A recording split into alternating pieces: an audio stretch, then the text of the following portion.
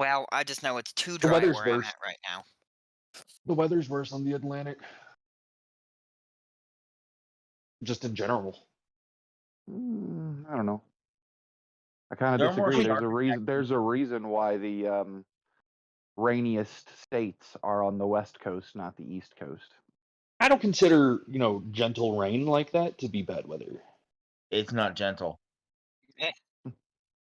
Hello, I Jaime. don't consider rain of any instance bad weather. If it's just raining, that's fine. But when the rain starts picking up cars and throwing them at your house, that's bad weather. That doesn't happen here. Yeah, it does. My God, Hurricane Sandy wiped out that whole fucking chunk where you're at. Yeah, one storm in a decade, and that didn't. No, the only bad weather we have here is ice storms. We have ice storms here that Those suck. can be pretty wicked, but even Yeah, we then, had- we've only in 5 years we've maybe had 3 or 4. Yeah, we had those So in Canada and North Dakota as well. yeah, It's great when you go outside and there's like 3 inches of ice surrounding your entire car. We had those in Ye- North Carolina, believe it or not. yeah, oh yeah. That's Mhm. strange. Not really. It's still coastal weather. Yeah, They comes get in off cold. it's what they call lake effect Like snow. effect, Oh. I just didn't think and they call it North lake Carolina effect. got that cold.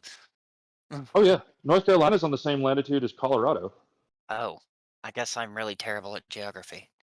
Huh. The only difference between that is we're a mile up. Yep. Yeah. Yeah, the weather here kicks my butt. It's too dry. It's too dirty. There's no wind blocks. It's to I- Texas. Amarillo? It is. Yeah, fuck Amarillo. Yeah, I've been congested since I moved here almost 3 years ago.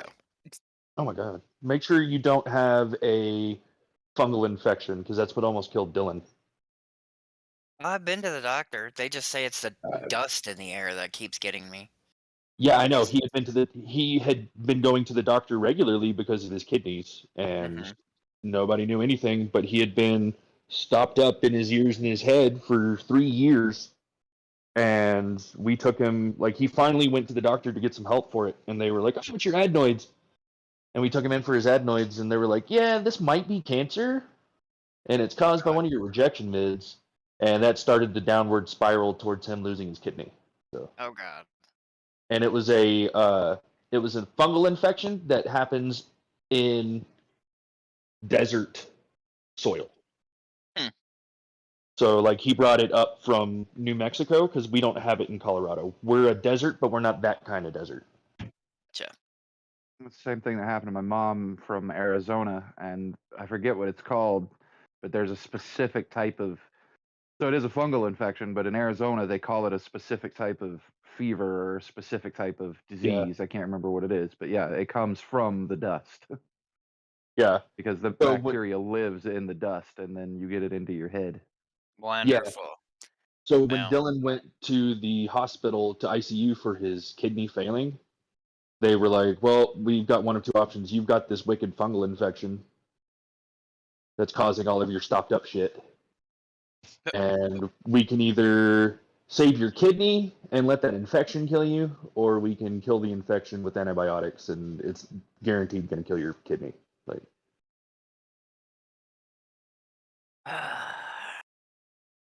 okay, less depressing topics. Yeah. Gaming. I punched things. Hello, Jaime. Hello. So I'm putting the disclaimer out there. I am here, but I don't know how much participation I'm going to be able to do. It's You sound understandable. Especially Yeah, here in a totally. few, I'm getting another shot of pain drugs. delicious pain There. drugs. Enough. I don't know. I don't think morphine would taste very good. Ugh, no. It doesn't taste bad. It doesn't taste good, but it doesn't taste bad. I just know the only pain things that have ever actually been in my mouth, like Novocaine, tastes horrible. So, Novocaine tastes horrible, and morphine doesn't really taste all that bad. gotcha. And the Dilaudid I'm getting is IV. My sister and I think Dylan can taste things when they get it IV. Sometimes I Yeah. can. It depends on what's getting injected. Yeah. Go ahead, Jaime.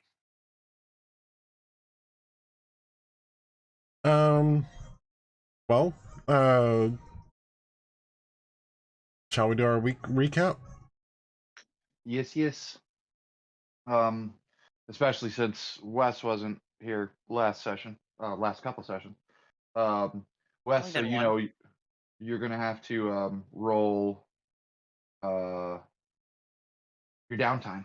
We had that week of downtime. So yes, but you left mid session the session before that. Oh yeah. It's true. So I guess I don't remember where you left. Were you here for the fight No. when you okay, We'd so just gotten there and decided to barricade. technically I've already recapped the fight, but I will recap it again. Looking for something. Yeah, because we Alright. had kind of a short session. Dude, he spanked me last session. Yeah, 40 damage in one attack. let me get there. Let me get there. I am looking for something specific, and then I will start my recap. I'm actually going to once again start it with Felix's dream he's having. Dude needs to wake Because, up, seriously. Sorry. well, technically he has woken up because, time has passed. A week has passed since I know. he had his downtime too. I was just Um, trying to be funny. That's my but fault. well, for me, the dream, I've decided the dream is a recurring dream until he sort of gets it figured out, / Jaime and I get a chance to roleplay it. So it just sort of justifies that it's a recurring dream that I keep waking up from and haven't figured out.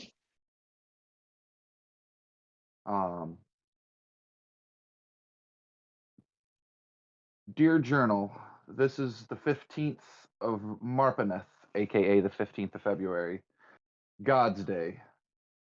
I find myself traveling. I find myself traveling towards Candlekeep in the care of my friend Vivaldi. 'Twas luck that I was able to, out of game, use my downtime. In game, managed to use fixed contacts to get into the guild of what is it? The Guild of One Eye? Yeah, the Guild of One Eye in Baldur's Gate. Spending my favor point. Vivaldi was able to smuggle me out, and even as I write this, we make our way to Candlekeep. The dream happened again last night. I found myself wandering through the corridors. So recorded here for you, for posterity, is the events of the dream. Even though the Biblioplex towers over the entirety of Strixhaven, none have been able to gird themselves for the sheer amount of books the library of Strixhaven holds within its walls. I find myself going down a corridor that curves around, presumably, along the edge of the walls, but it seems like the curve is too sharp and lasting too long. A quick glance around a corner reveals that somehow I've entered a round room with no doors or exits to speak of, only bookshelves. A voice speaks from behind me. A voice that sounds less like someone speaking and more like the ruffling of pages. The language is unknown to me, but somehow, something deep inside of me understands the meaning behind the sound. So finally, we meet. Snapping awake, I find us rolling up to the gates of Candlekeep. Vivaldi has agreed to stay with me for at least a short time while I search for my allies. They must know what it is I bring to them. Now, out of game, I'm going to step away from my in-game recap just because I've got to recap everything a second time from that previous session. So yeah, Jaime, favor point spent. I'm against Vivaldi. I am. He smuggled me out of Baldur's Gate towards Candlekeep so that I can research my dream. Word. and that fits that you guys have been gone for technically 2 weeks. So I had a week of downtime, you had a week of downtime, but my second week was spent traveling. Your guys' first week was spent traveling. So it kind of times out just sort of perfectly. Yeah, so Wes, after you left, we noticed, well, the two of them noticed a person darting down an alley. So we went after her. I looked where they were looking, so we went after her. I made sure to remind them to put on their uniforms for the marionettes if they were going to, and so we are marionetted up if we're going to be heroes here, even in hell. But the person that was darting down an alley, I realized very quickly was a woman and her two children. We looked over; they were being chased by bearded devils. Technically, bearded devils are the quote unquote biggest bad guy we had fought so far, and we had only fought like one of them so far. So three, I don't know, should have been more scary than it was, but we all just sort of jumped in. um, and Cam actually did some pretty awesome stuff with his spells. And luckily, I play an intelligent character who was intelligent enough to figure out what Cam's plan was. So we were able to pretty much brutalize these guys. Cam grew some thorny underbrush, and then we both used thorn whip, but my version is a chain instead of a spiked thorn whip. It's a spiked chain, but the spell's the same. It's just reflavored for me. Both of us used our thorn whip to actually drag the bearded devils through the spiked growth so that they took damage whenever they entered the spiked growth. Ow. Which is pretty awesome because it was like a bonus 2d4 damage just because we hit them and drug them into it, that they couldn't resist it. They just had to take the 2d4 damage because they moved through the growth. Yeah, because we can Didn't move you them up roll to 10 max feet. damage?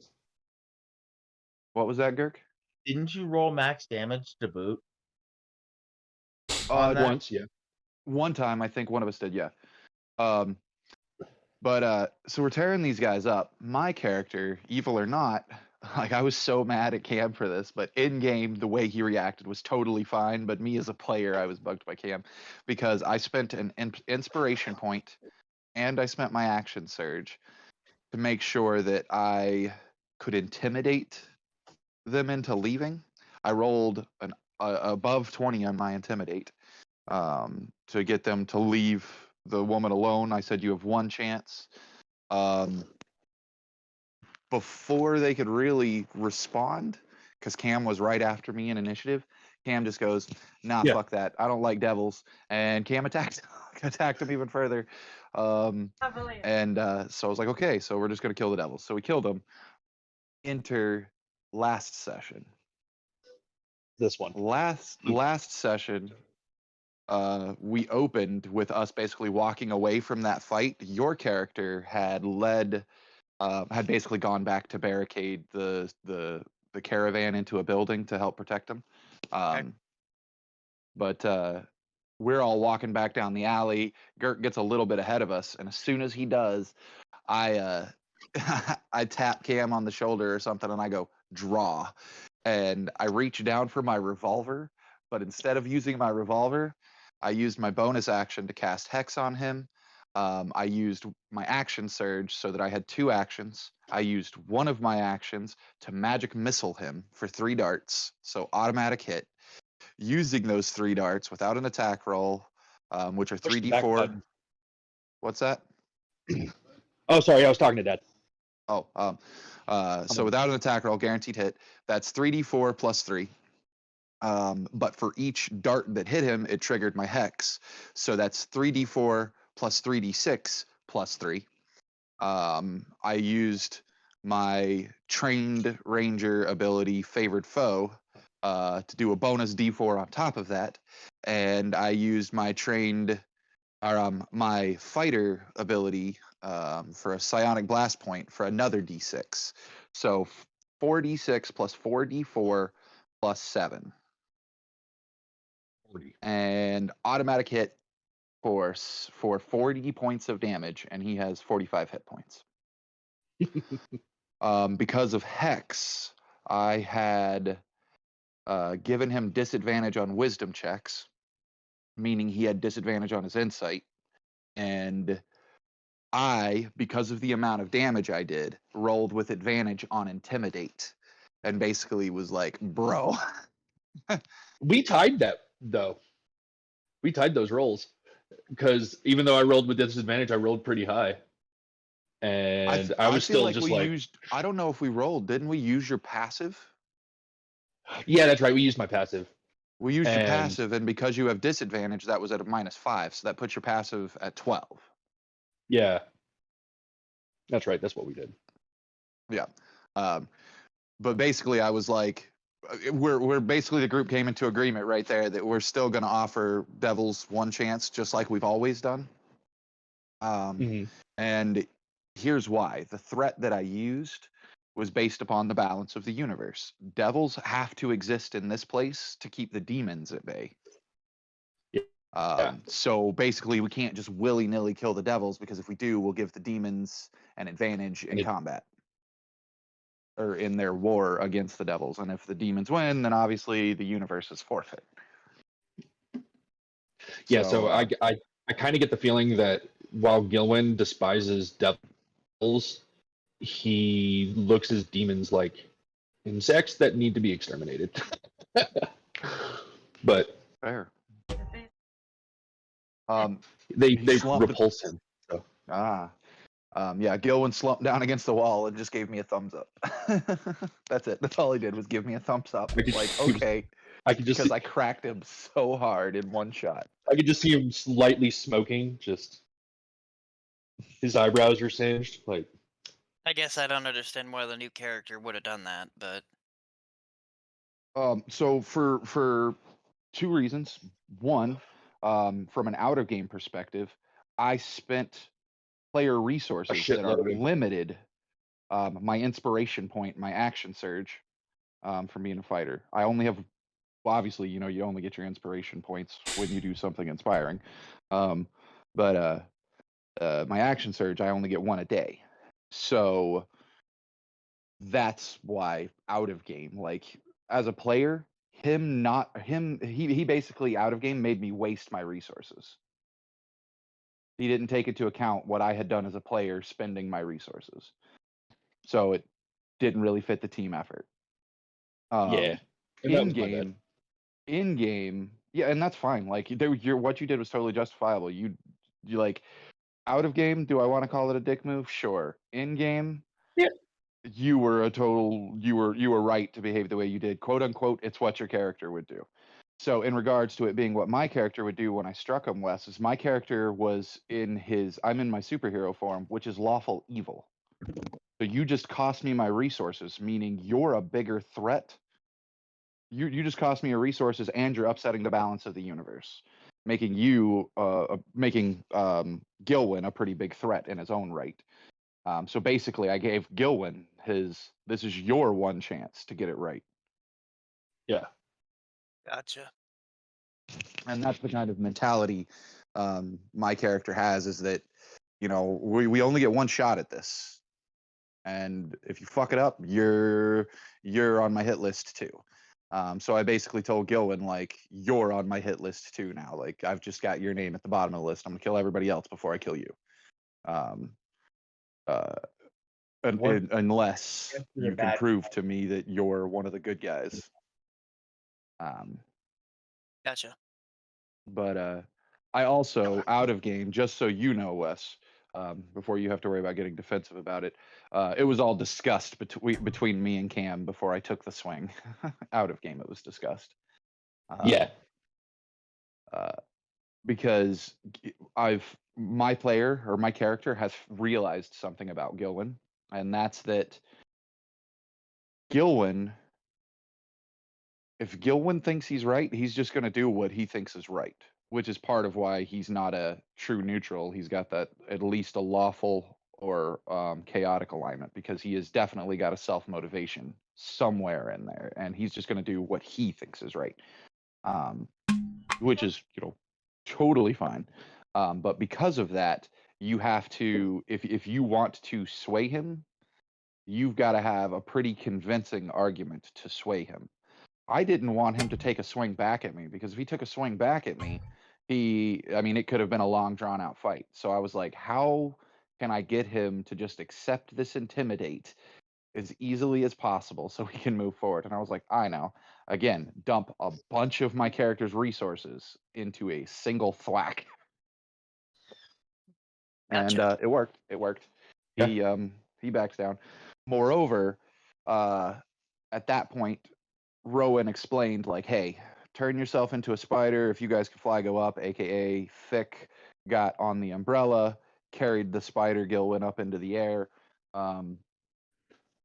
They got a look He at the did city of a mouse because Vic doesn't like spiders.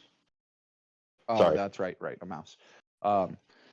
But anyways, they looked at the overall city of Elturel, and we realized that the Hang on, city of Carl. Elturel, huh? It wasn't a mouse. It was a rat. We decided on a rat, not a mouse. We upgraded. Oh, I mean, it's the same thing. okay. Anyways, Sorry. the city of Elturel is currently like a hovering asteroid in hell. It's just a mountain basically floating in the air with big black chains that are dragging it through the air down towards hell. It's currently being like reeled down to hell's floor. And beneath the city is hell, and basically it's an open battlefield. There's devils and demons fighting. And so I basically used the opportunity to give Gilwin a look at the big picture of the Blood War, which is, devils versus demons. Right. Gotcha. And explained it to me. So last session ended with them returning and us basically having our week of downtime. During the week of downtime, Thick trained with the pirate on the well, he didn't train, he caroused with the pirate that is part of our caravan, the retired pirate that's part of our caravan. And in doing so, he nat 20'd his carouse check for his downtime, which was great. It meant that he acquired 3 favors. He spent 1 to switch from being an arcane trickster into being a swashbuckler via the pirate. He spent 1 on, there is a paladin in or a priest. I mean, he's a paladin class, but there's a priest in our caravan that is basically looking for a new god to worship. And so spent favor point that this priest basically owes Fick a favor, in that this priest sort of worships Fick. He's like watching Fick now, and whatever Fick does as far as godliness. He's becoming a disciple. This guy, yeah, he started the disciple path. And then his third one, technically he didn't use, and technically he did. He knows Vivaldi, who is the guy I spent my carouse point on, which sucks because I only got 1 favor point. But I used my favor point to get Vivaldi to smuggle me out of Baldur's Gate, Felix out of Baldur's Gate. Because Felix is now following the group, or trying to get to the group. 1, because of the dream, but 2, because he wants to get his hands on the angel sword. Gotcha. Because the imp has updated him about So is that the angel only sword. thing that happened last session? Yeah, downtime. Gotcha.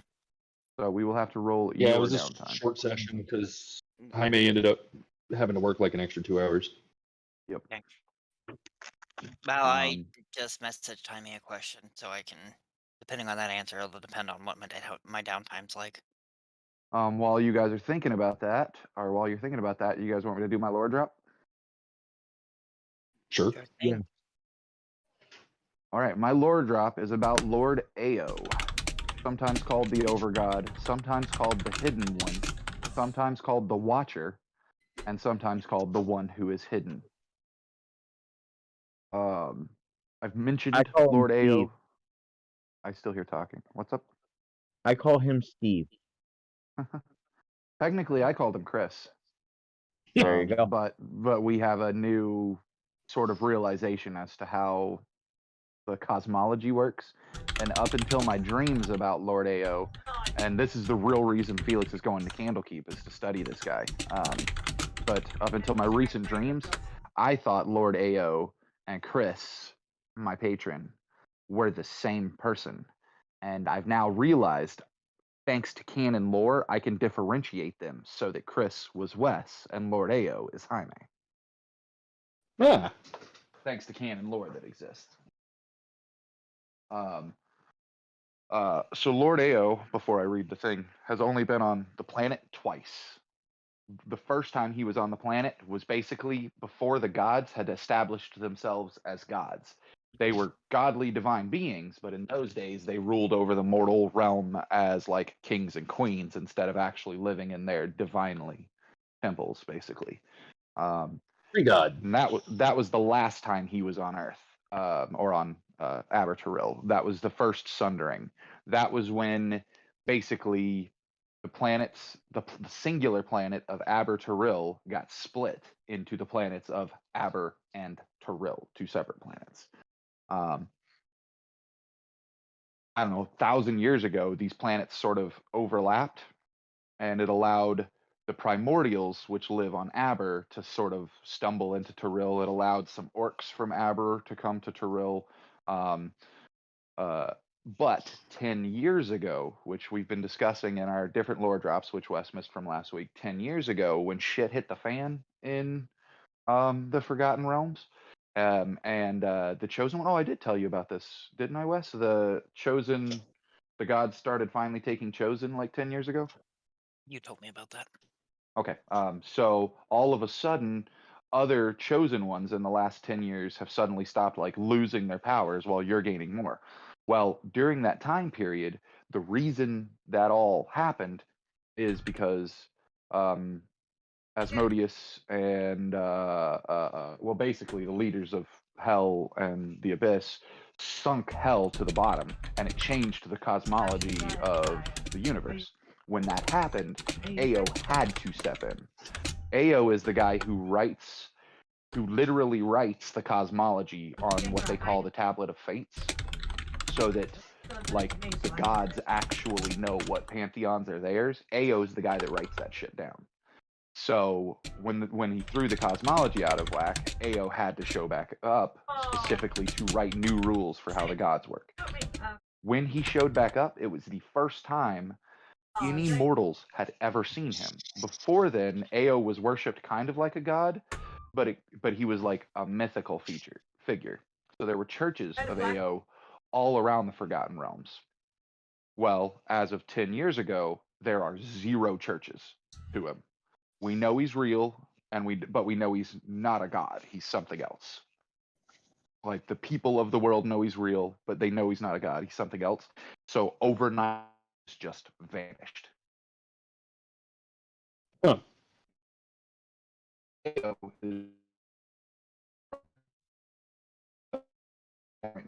Wow, you're breaking up Everyone's now. breaking out. Yeah. Uh-oh.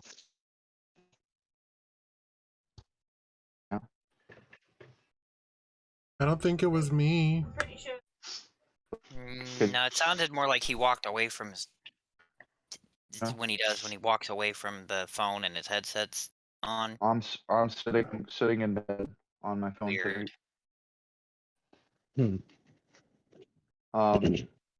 So are you guys? I'm gonna give the lore drop now. I guess you'll have to tell me if I cut out. Okay.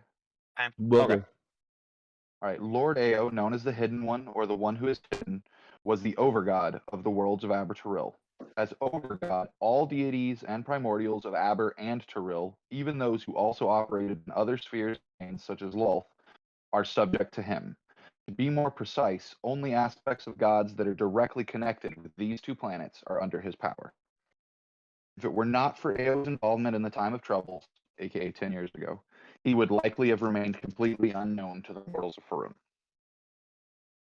When he appeared, he only took physical form the once during the Time of Troubles. In that instance, he took the form of a being that was 12 feet tall, ageless, neither young nor old, with a visage that was not pleasant and not unpleasant, because it didn't have any remarkable features. At the time, he had a white beard and hair, and wore a black robe dotted by millions of stars and moons, arranged in a not quite perceptible pattern, but which had a beautiful and harmonious feel. Otherwise, he was envisioned as a very literal beard in the sky with only a face and hands. Personality. Neat. Ao did not care what the deities or primordials were doing so long as they upheld their individual portfolios and did not completely ignore their worshippers. When a deity did something that was not accounted for by their portfolio, Ao would punish that deity, and such punishments were usually harsh. However, even he could be impressed by a great act of self-sacrifice and was known to bring deities back when they died in the surface of their ethos. Ao cared even less for mortals, and some theorized that he didn't want to even be known by them. However, when he found worthy mortals able to uphold the responsibilities of a deity, he promoted them to divinity almost instantly. Theoretically, Ao could do anything he wanted to. He was credited as the creator of the cosmos and even existed beyond concepts such as alignment and divine rank. He was more powerful than all the gods and primordials of Aberturil even combined. He and he alone could damage deities permanently. He could demote them at will and had the power to create new gods from sentient beings. In addition, unlike the gods under him, Ao did not need the worship of mortals, and nor did he desire it, whereas normal gods who did not receive the worship would die from lack of it. Ao is the one who actually initiated that they would die from lack of it after the time of troubles in order to enforce his will. So in the last 10 years, gods now require worship to survive. If they don't have worship, they'll die. He did this in order to enforce his will that the gods act as guardians of the balance rather than kings of mortals.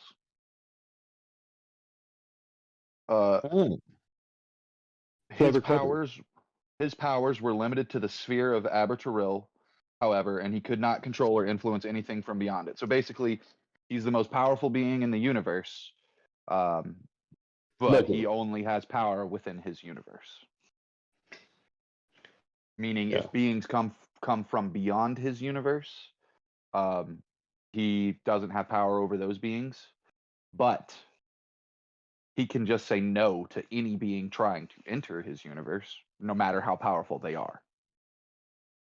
He's He Thanos. can just be like, not because, well, he's the Watcher. He's the GM. All right.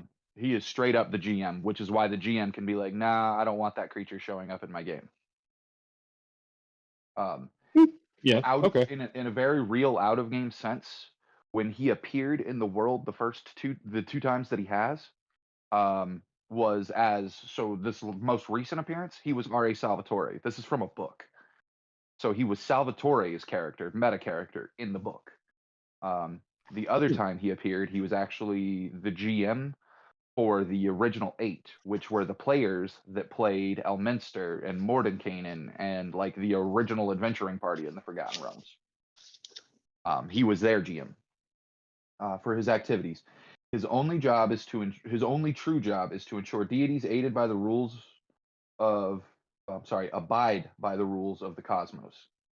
He had to report such developments to a luminous being that somehow existed beyond the normal cosmology. So in canon, if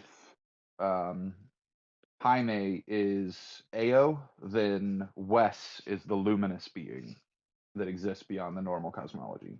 I'm beyond a god. Well, you're beyond a god, though arguably beyond a god. But arguably, you can't do anything to the universe now without Jaime's permission, because Jaime, the Ao, has control of the universe, and he can just be like, "Nope, you don't get to enter the universe and do anything," which I think is kind of cool. He has dominion Yep. over his realm. Yep. Another of his functions was to decide which interloper deities were allowed in the sphere, and which mortals could be raised to godhood. Right here. Yeah, if Ao does not allow it, a being could not ascend to divinity, and an interloper deity could not enter the sphere or affect it in any way, regardless of how powerful it was. Right there, yeah. So you can't enter the universe unless he says so. no matter how powerful you are. He was able to decide which dead gods that had lost their connection, could be revived or returned to the sphere, and allow such development if he deemed it necessary. So basically, he gets to determine if he alone can determine whether or not Fick gets to become a god again. AO established rules concerning the management of the divine. For instance, no two gods in the same pantheon can have identical portfolios. When two gods clash, one of three results occur. One god will fade from the realms, or both gods will merge, or one or both gods will alter their portfolio sufficiently that both could remain in or join the pantheon.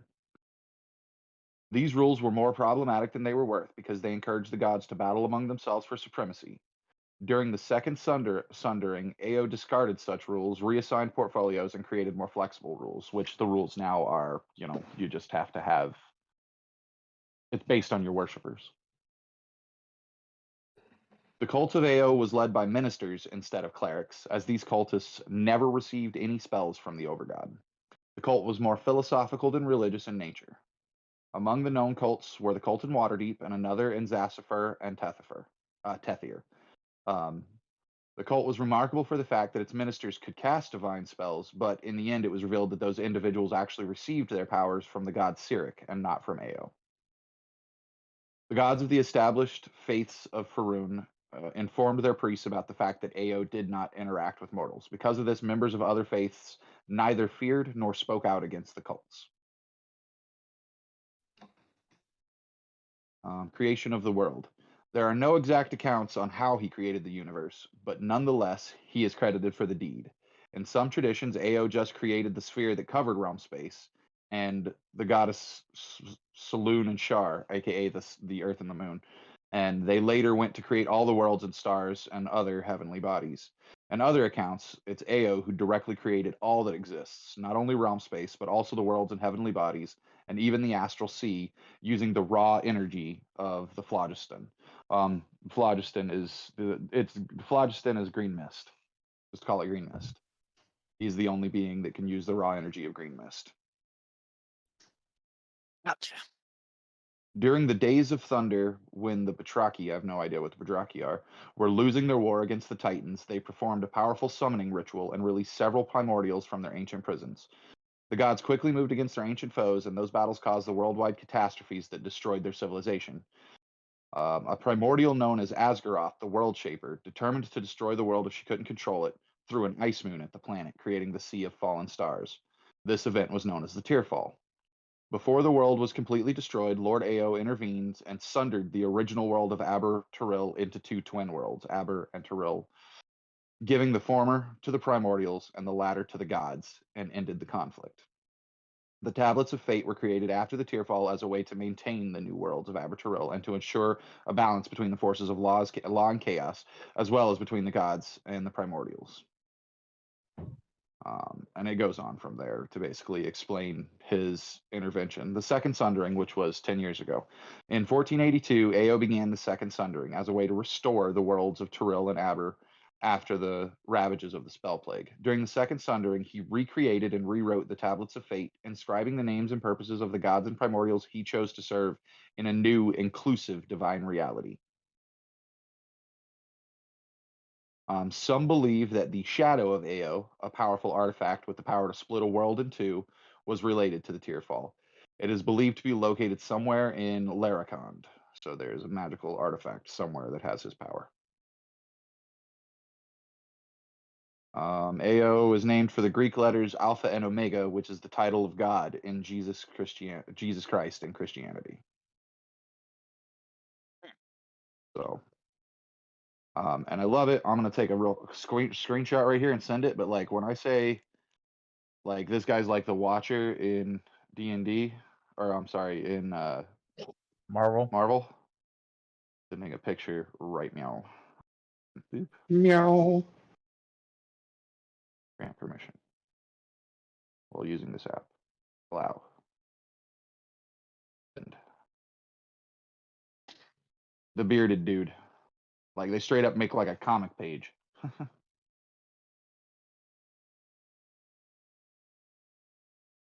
Yeah. Yeah.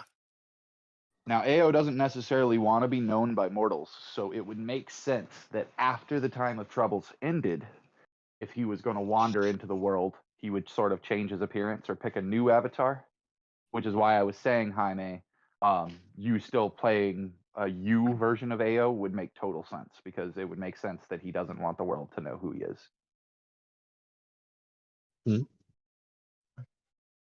Yeah, Assuming if you still- hadn't given me all that, I'd think that was from a comic book. Yay. So do you see why I think what it's what I said, Jaime, about why your text made sense? Because that's totally AO. Indeed. So, and that's it. That's the lore drop. So Nice. if we do the downtime for Wes, the go. Yeah, I just need to know how many rolls I need to make. Oh yeah, it's going to be dependent on what you decide to do for downtime. Oh, I told you what Whole timing. Girk did for his downtime, but I didn't tell you what Cam and I did. I spent my time with Thurkir because he's training me in my downtime to be a ranger. So I'm 1 week closer to being a ranger. And of the 4 that I need for another level in ranger. And Cam spent his time with the warlock in our caravan. So he's 1 week closer to his next level of warlock. So I guess the question is, do you want to spend time training, or do you do something else with your downtime? I'm spending time with Bolvik Basalt. The big dude with the giant armor that arm wrestled me.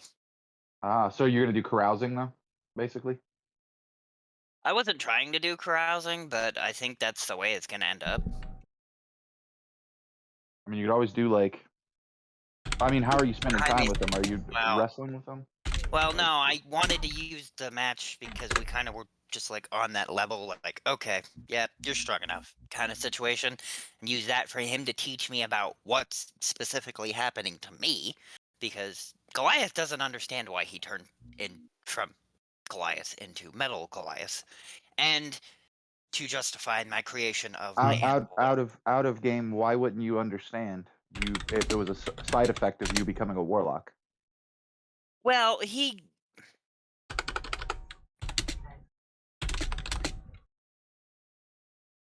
I don't even know how to word it. Oh. I don't even know how to word it. I mean, I guess at the very least, I would imagine you understood that, because He that was all understands the agreed. trigger. He understands the trigger, but he doesn't understand why that was the form he specifically took. Oh. Why did he become mechanical? Like, I'm trying to make it more mysterious for him.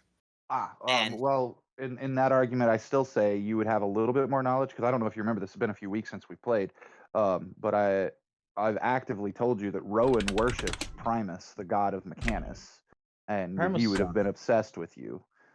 So you could talk to me about it, or you could talk to Girk about it, because Girk's got the Book of Gods. Gotcha. So Wow. I also wanted to work with him so he could teach me how to make my anvil rot raptor. gotcha. That's kind of why I picked him. Technically, you have your Anvil Rot Raptor already. I know technically I would, but I want to do it in game. Like, build it, craft it, because, yeah. Well, then, for the time being, you should have a different type of Anvil Rot character. Because didn't you agree last session to get the last session you played in, to get the tattoo thing from my character that can give everybody a familiar? I don't Just- remember that. Yeah, I thought the only one that didn't take a familiar in that time period was Gilwin. Because my I character don't. can give everybody a familiar. I don't remember that at all. Oh, yeah, my character has the ability to give everybody a familiar. Gotcha. And Because arguably- shenanigans. Huh? Because shenanigans, yeah. Those shenanigans are even more different, Jaime. I can now say officially, I have the ability to create the first level spell tattoo. I don't have to pick the spell find familiar. I can literally pick a different spell every time I create that. It's just a first level spell. The idea is it's a first level spell slot that I have prepared a random spell in. Okay, so in that case, he would have probably taken that, and he'd have just some type of familiar that he intends to like transplant into the anvil raptor once it's created. So for the moment, you just have a bird of some type. Yeah. The What flesh type and of bird do you flesh and have? blood version of the bird.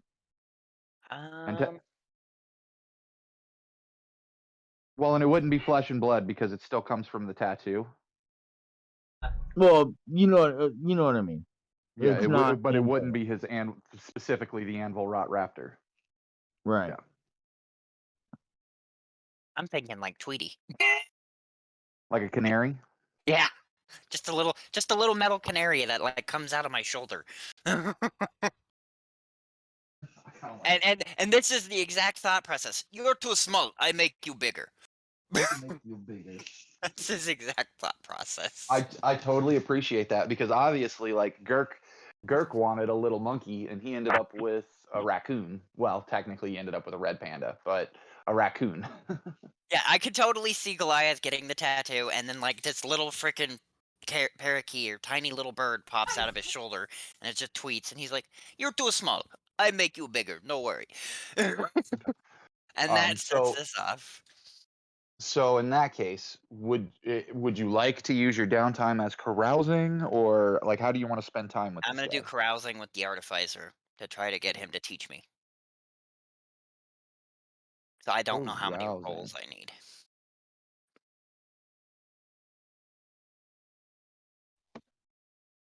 At the end. 740. I'm reading the wrong carousing description.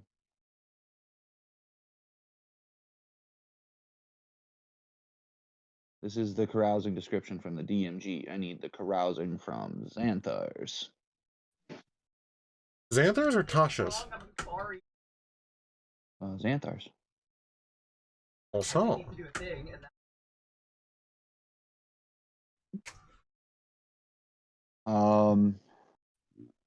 You make a charisma persuasion check on the carousing table. Okay. Just Yeah. one roll. Just one roll. Don't you have to put money up for carousing though? You can. We do, but, it adds. we didn't have to last time. Jaime waived it since we're carousing within our group of people. Oh, okay. 15. 15? Mhm. You made an allied contact. Yay. So this guy's your ally. This guy owes you a favor. Wait, he teaches how me that how to works. make. He teaches me how to make my anvil raptor. Yay! In And which then case, you could totally just put the anvil rot raptor on your character sheet and justify it was done in story. Yay! Cool. Another thing that now that everybody is finally here, when we're in downtime back at the base, at least, Rowan would go into Rowan form, not Tallyman. And during that time, he'd tell you guys another campfire story, and he'd pull those 2 books out of his backpack. The 2 books I have in my backpack, he would say, "Look, I really want to use these on myself, but I think you guys are going to need it more while we're down here." And he reveals that each book is a, let me look at my character sheet, trying to remember what they're called. It's the Tome of Understanding and the, I've been waiting for, so Wes, you haven't really been here to do the last couple of like sessions, so I haven't, or the like, so when we had a week of travel time, you weren't here, and then when we had a week of downtime, you weren't here, so I haven't been able to do this yet. I was gonna do it during the week of travel time on the way to Candlekeep, but you're here now, and that's what matters. So scrolling down my character sheet. 1 second, Carl. My brother just popped in. Oh, well, I guess let me know when you're available.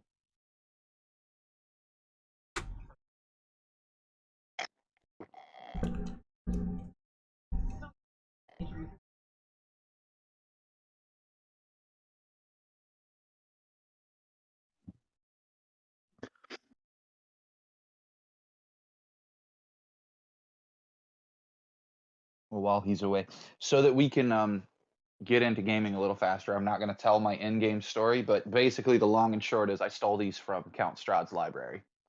And, Okay, I'm back. Sorry. Oh, okay. So the Tallyman stole these 2 books from Count Strahd's library. The idea was, if I can get my hand on all 6 of these books, I'm trying to turn myself into like Captain America. But now realizing I've got to be in a party, these books may be more helpful to you guys as a party than they are to me as an individual. And at the moment, I've got my hands on 2 of the 6 books: the Manual of Bodily Health and the Tome of Understanding. When Strahd, so when I stole the books, this character almost didn't make it to this game. Strahd attacked me. He's level 17. I was level 6. Wasn't or CR 17. I was CR 6, level 6. It wasn't a good time. I'm not gonna lie. Green Mist slapped me out, and I ended up in Elturel, but I got the books. I got the books. The books, one So- gives a +2 to Wisdom, minimum and maximum. One gives a +2 to Constitution, minimum and maximum. Out of game, the Constitution book would go really good for Wes. The Wisdom book would go really good for Cam. But the thing is that Jaime let me keep them on the grounds that I let the party decide what player ends up with what book. And if one player gets both of them or whatever. Like I said, out of game, obviously I want them, but for gaming purposes, mechanical purposes, the Tome of Understanding being given to Gilwyn would raise his spell attack by 1, and that's pretty powerful, and spell damage by 1. And the Manual of Bodily Health would increase not only our barbarian's hit points, but it would also increase his defense. So I would personally think the bodily health should go to our barbarian, and the understanding should go to our druid. But it's up to you guys if you guys want to hand them out or what you want to do with them. But the reason I wanted to do it during downtime is because they take a week to attune to. Yeah, I mean, I could use either one of them, but they're not really my bailiwick, so give them to somebody else. Are we sort of in I'm fi- agreement as to what I had said about those 2 players getting them? I am. I don't know about everyone else. Cam and I'm reading and I'm yeah, my character wouldn't my character would be he'd be kind of confused by this. He's like, "But I'm already strong. Why make me stronger?" But I accept. Me stronger makes me better at protecting all these people here. And then he points at the caravan.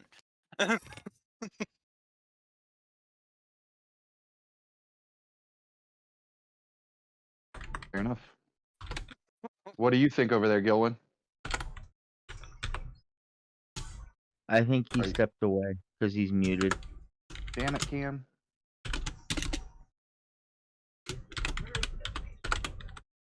He's I didn't not realize- muted. Okay.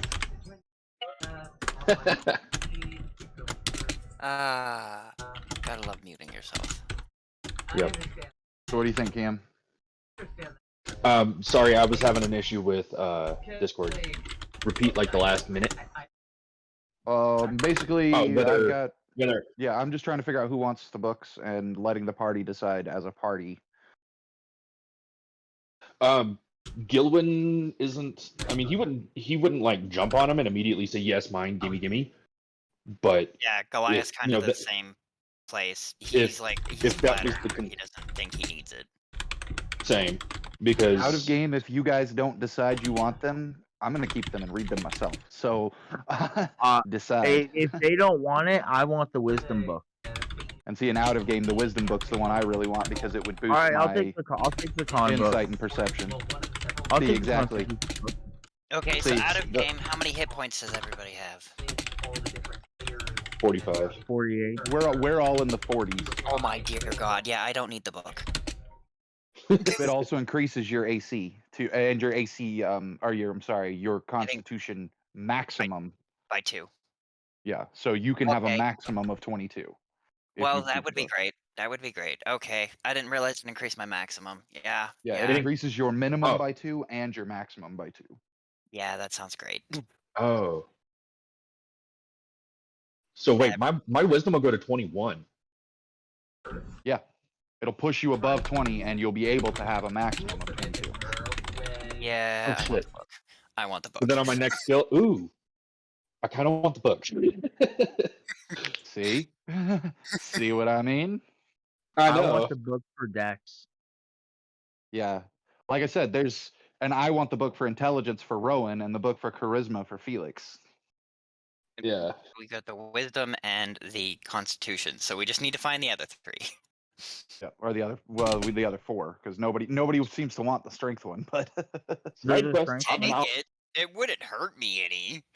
I'm But, already I mean, at max originally, strength, so. so guys, originally, if Wes had been here during the traveling to Candlekeep, I was gonna do one of the books then, and then take them to the binder in Candlekeep to make copies. But I didn't know if they would copy having been spent or not. That's why I needed to know, but because he wasn't here, I didn't get to have that experiment. Oh. Oops.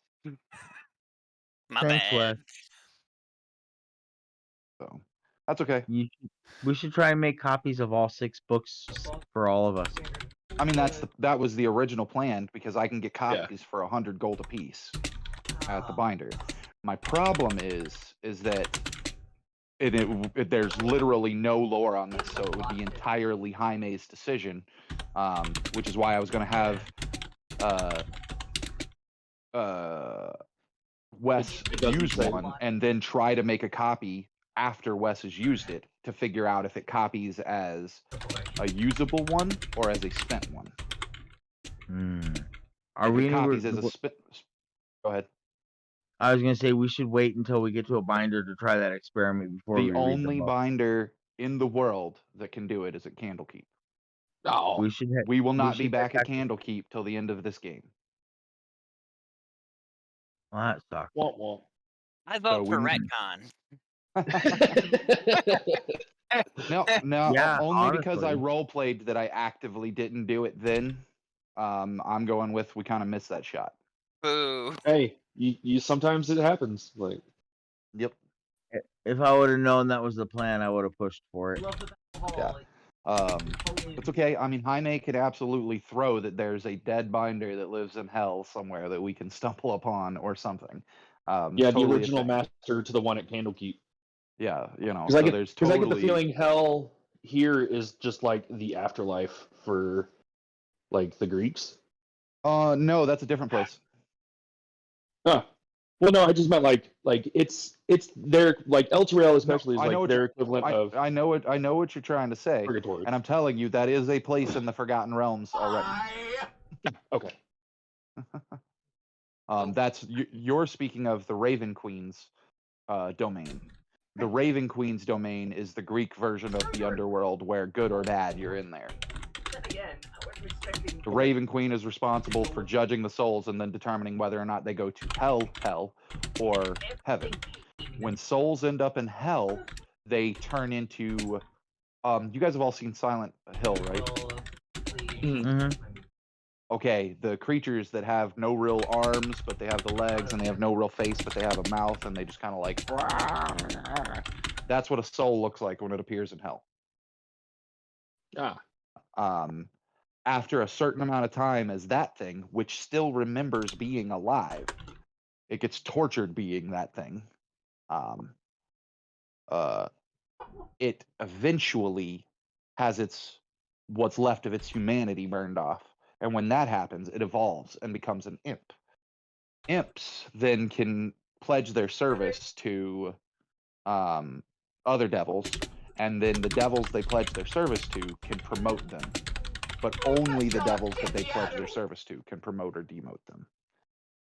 That is why Felix's army of imps is so interesting, because Felix has now got an imp familiar who has the ability to send souls to hell directly in imp form. They skip being the Uzi thing, and they become an imp with all of their existing human knowledge and human proclivities without ever having to go through the torture. And they're like that for 100 years. And even if they die, they come back, because in hell you cannot die. The only person who can quote unquote kill you are people within your tier of influence, sphere of influence. And like people that can end you is your sphere of influence. Hey, Cam. So Or not so Cam, long as they Carl. don't pledge themselves, to a devil of some type, they can respawn in hell in perpetuity. Go ahead, Kirk. Gark. He Hello, may have Dirk? been telling you that he's going to be AFK. Oh, okay. Yeah, it looks like he left the call. Gotcha. So what Wah, wah. exactly does the book do for me? So since we're gonna say it happened over downtime. It's just a +2 to your Constitution score minimum, and then you can have a maximum of a 22 in your Constitution score. So it doesn't actually change my AC. Why wouldn't it change your AC? What's your current Constitution? 16. It's what? 16. 16? Should raise it by. So it That raises it changes- by 2 to 18 Why is my AC change based off of my constitution? because you're a barbarian and your Oh, I'm a Constitution ding dong. and your AC is based on your Dex and Con. I'm a ding dong. Okay. So long as you're not wearing armor, so it'll go up by 1 as your modifier goes up by 1. Gotcha.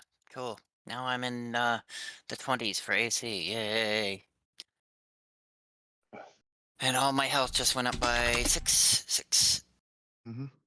Yay, I have 90 hit points, guys. Oh. And the Manual of Bodily Health loses its magic, but it'll regain it in 100 years. 100 years. That's a long time. Well, I guess not for Gilwin, it's not. Well, Gillen's 100 years old, so that would be his whole lifetime. So it'd Well, still be he's more like perceived as long. 103. Yeah. I'm like 78, so And the same Yeah. thing for you with your wisdom. Yeah. Yeah, I'm now 21 on my wisdom. I have a passive perception of 18.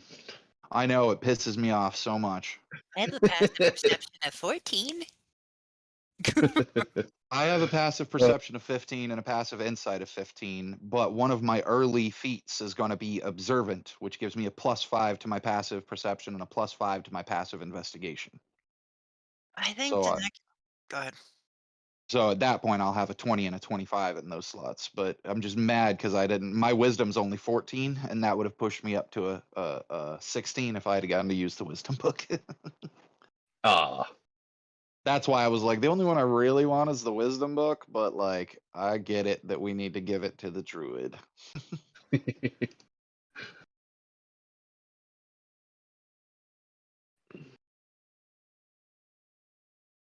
All right. Well, in that I case, want- I believe we're done. ahead. Oh, the only thing recap wise that was left is that there is a store, a supply store that was our next target that we're going to go after. Yeah, Was- that we got yeah. told about by the lady. By the lady we with the read. kids. Yeah. Jaime, I created Vivaldi a character sheet, an NPC character sheet. I'm back. Okay, Cool. welcome back. But if you want to claim him in the campaign, because obviously you're going to play him and you've got his personality down.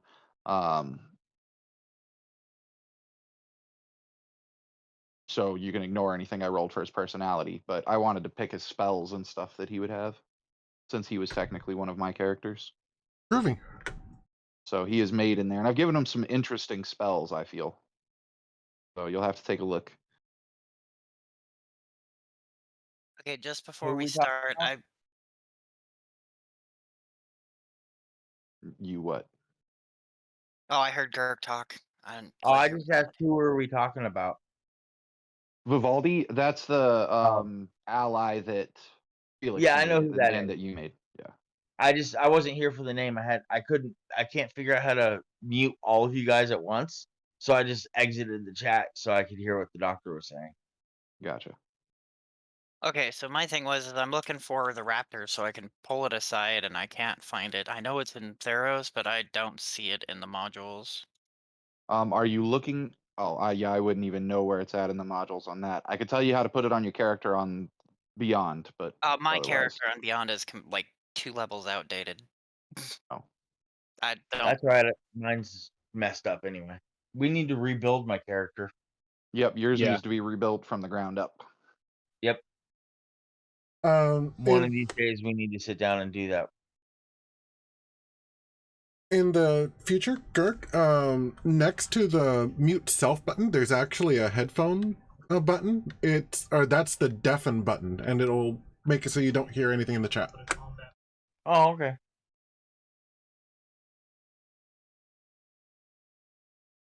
Oh, awesome.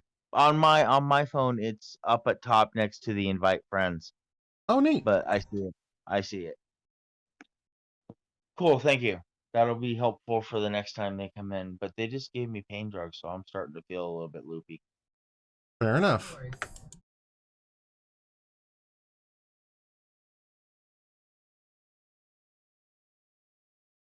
Aw, fix asleep. Gillen and Goliath are away.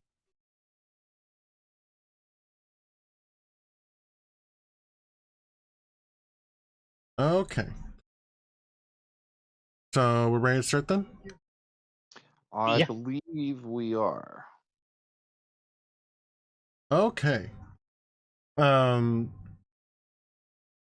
Then when last we left off, you were basically getting your bearings for being in hell. You've kind of claimed this, or you've kind of claimed this clearing. I actually put a green circle on the map to help differentiate where exactly you were. If everyone except for Carl can see it. I And- assume you still have the characters arrive. It's still in the characters arrive here square on the previous map that you had sent to Beyond, or not Beyond, but Discord.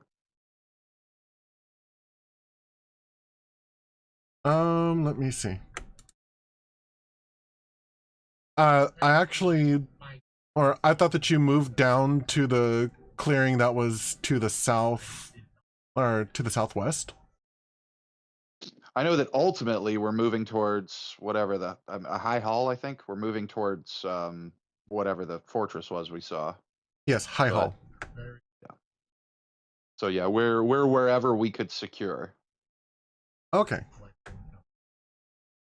I didn't in game. I don't know that we necessarily picked a place so much as out of game. We just actively stated that we were going to. We would have tried to spend some time to pick a very secure spot for them. So Cam, are you taking a Yeah. page out of my book, The Wait and See Druid? Yeah. All right. Yeah, I'm not doing that with Pick though. I was doing that with Weasel. Oh, I know. But that's just I called him that one day and everybody laughed. So Eh, that makes sense. I just noticed it now. yeah.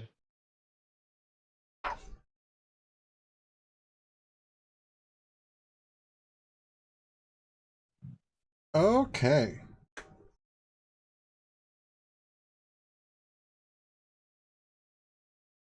Before we start, can I ask Jaime, can I ask you a non-related question to the game?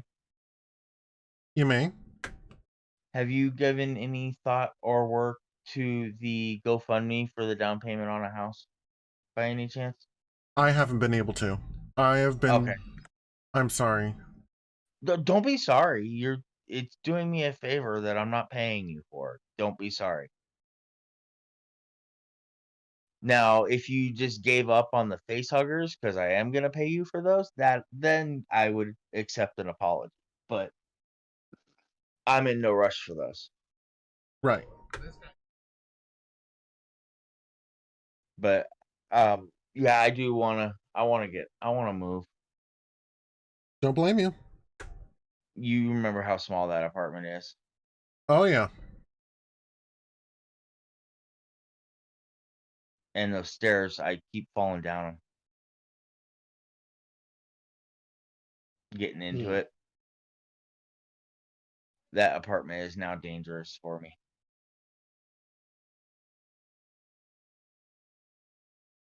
All right, that's all I had. I'm ready to go. Okay. So over the past week, you've managed to secure a little tiny corner in Elturel with between you and all of your mercenaries, basically. It's hard to say mercenaries since you're not really paying them except for the promise of adventure. Out of game, aren't they getting paid a little bit? Because like I said, part of it was resources. That was what I spent favor points on, was quote unquote resources when the caravan got made. So are they Fair. not getting paid at all, or limited pay? They are getting paid. It's just limited, and you're not the ones that are paying them. It's someone else that is. Yeah. No overtime, no holiday pay.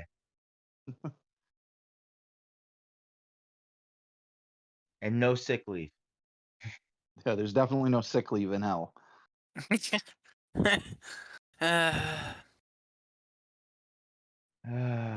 So that must be what I am living in.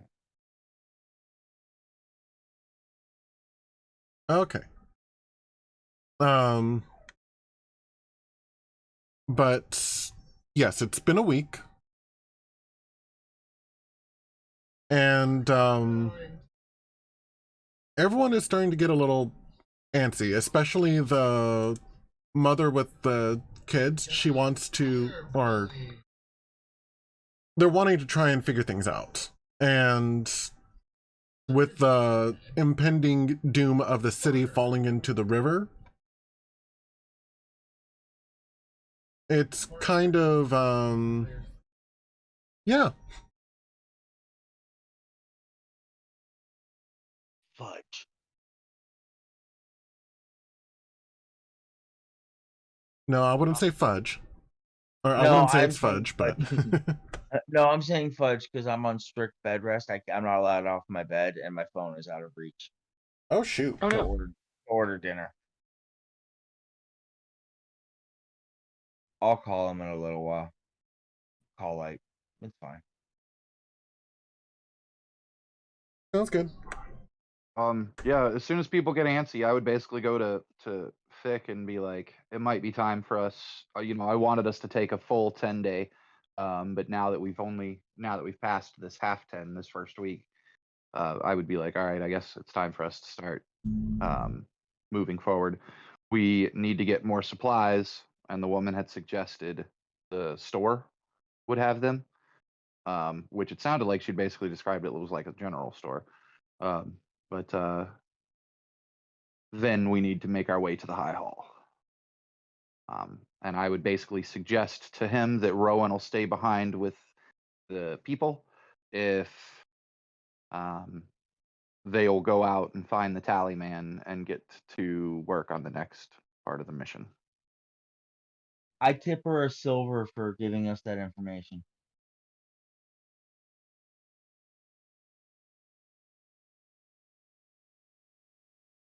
That was directed at you, Jaime. Okay. Gives a silver to the woman. Copy. She's grateful and puts it into her apron. Not that there's a place for her to spend it here. She'll probably be more grateful once everyone gets out of hell. Preparation is what works, man. Save your money now. Yeah. Fair. I could have always given her the midnight tears. Let her drink herself to death after one pull. She's got 2 kids. That would be bad. We're in Yeah, that hell. would be. Yeah, but then we've got 2 kids to take care of, and their mom's dead in hell. I'm okay with taking care of kids. I almost While adopted. fighting monsters, you're gonna bring them with us while we're fighting monsters, and then they get killed. Try and teach them. We're not I bringing the almost kids adopted with us. in the choppy thing, hand go fly morality chart that you put. Instead of I almost adopted the kid in that scenario. Like cut off the butcher's wife's or the merchant's wife's legs, and then adopt the kid who was trying to steal and feed him. But I didn't feel like typing all that out.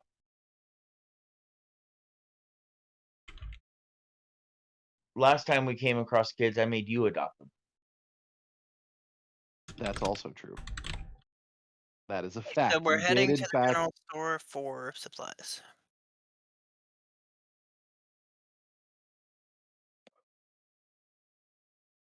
Indeed, that is the idea at least.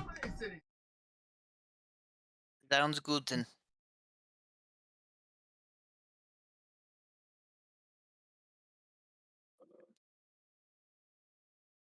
All right, so Harkina, that's her name, Harkina.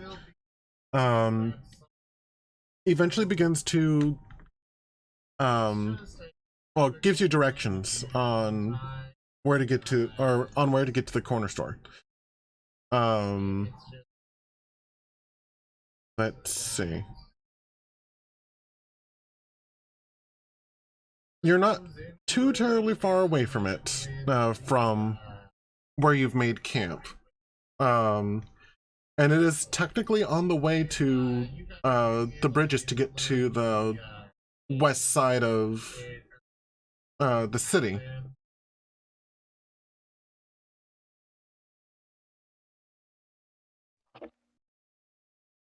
So yeah. on the way to Torm's Blade or Torm's Reach. Yes.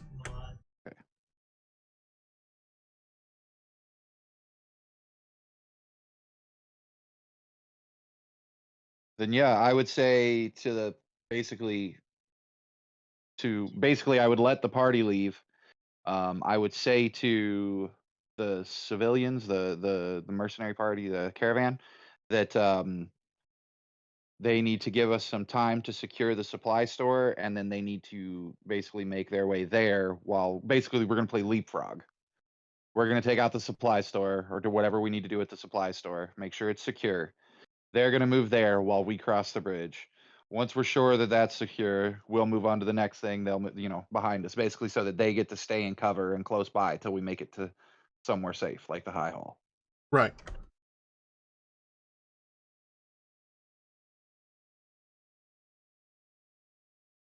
They are Yay, giant escort mission. They are understanding and comply with your directives. This is probably a good time to note, if you don't want, or if you want to switch out Thurkir with another person, you are more than welcome to. I mean, I'm happy with Thurkir in the group, but that's up to you guys. I like Here the it's cure. friend. The cure can clean up any messes I make. Yeah. Did you Like- kill that guy? No. What's all that blood? I don't know. Where's the? Shouldn't there be a body? No, but the cure is full. Here's just sitting in the corner licking his chops.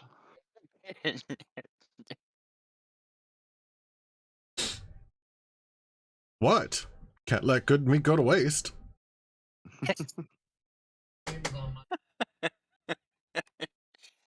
Yeah, I like Thurkir in the party.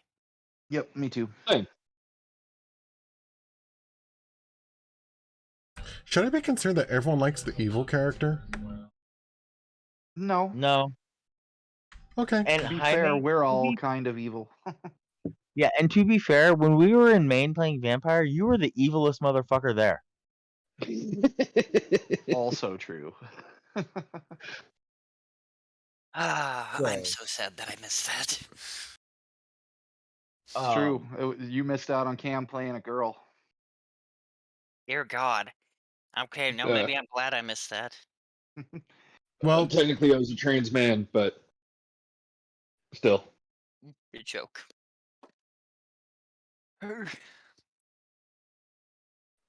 Well, You'll make the next one, Wes. moreover, what I was getting at is that I actually have stats for, thank you, for almost everyone, if not everyone, in the Caravan of Boston. Wow. So they are absolutely swappable. I would just need to find pictures for the respective characters. Because I only have pictures for some of them. So far, I think we're happy with the cure. Yeah. Yeah. So far, If you're I like him not- around because he's one of two people that knows Rowan's secret, and Thurkira is also technically, even though he hasn't like added the warlock side class, technically he was invited into the coven to have his own warlock side class. So that's why I like him. But if you want to play out one of your other characters and want to have Thurkira like stay behind, that's totally possible. Yeah, that's what I was gonna get at. If you want to change, by all means, but we're happy with the cure. Oh, don't get me wrong. I am perfectly happy with their care. It's more of a if tactically it becomes prudent for him to be somewhere else, like say, in Mass Effect 2, where you can select party members to lead certain sections. Missions. Make him like a general or a commander. Until I kill him. Like the suicide missions.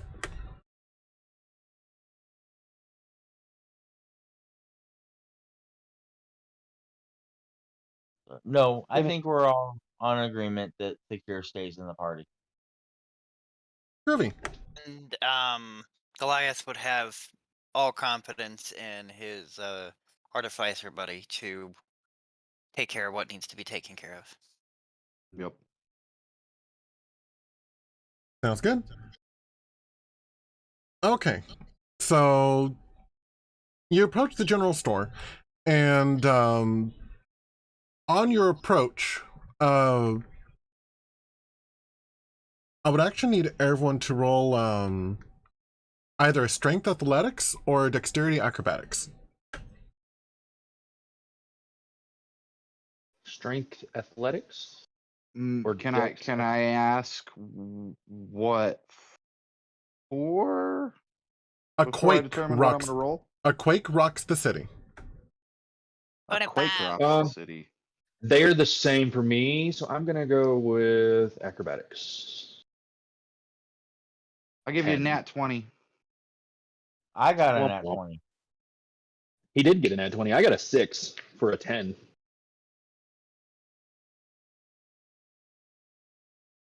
Okay. I suppose I should roll for Thurkir. After all that talk about keeping him around, yeah. Watch he dies in the earthquake. Right. Horrible. Nat 1. Instant death. What? Nat 1, total party kill. What? That's kind of what I thought. Go Sark here. Okay.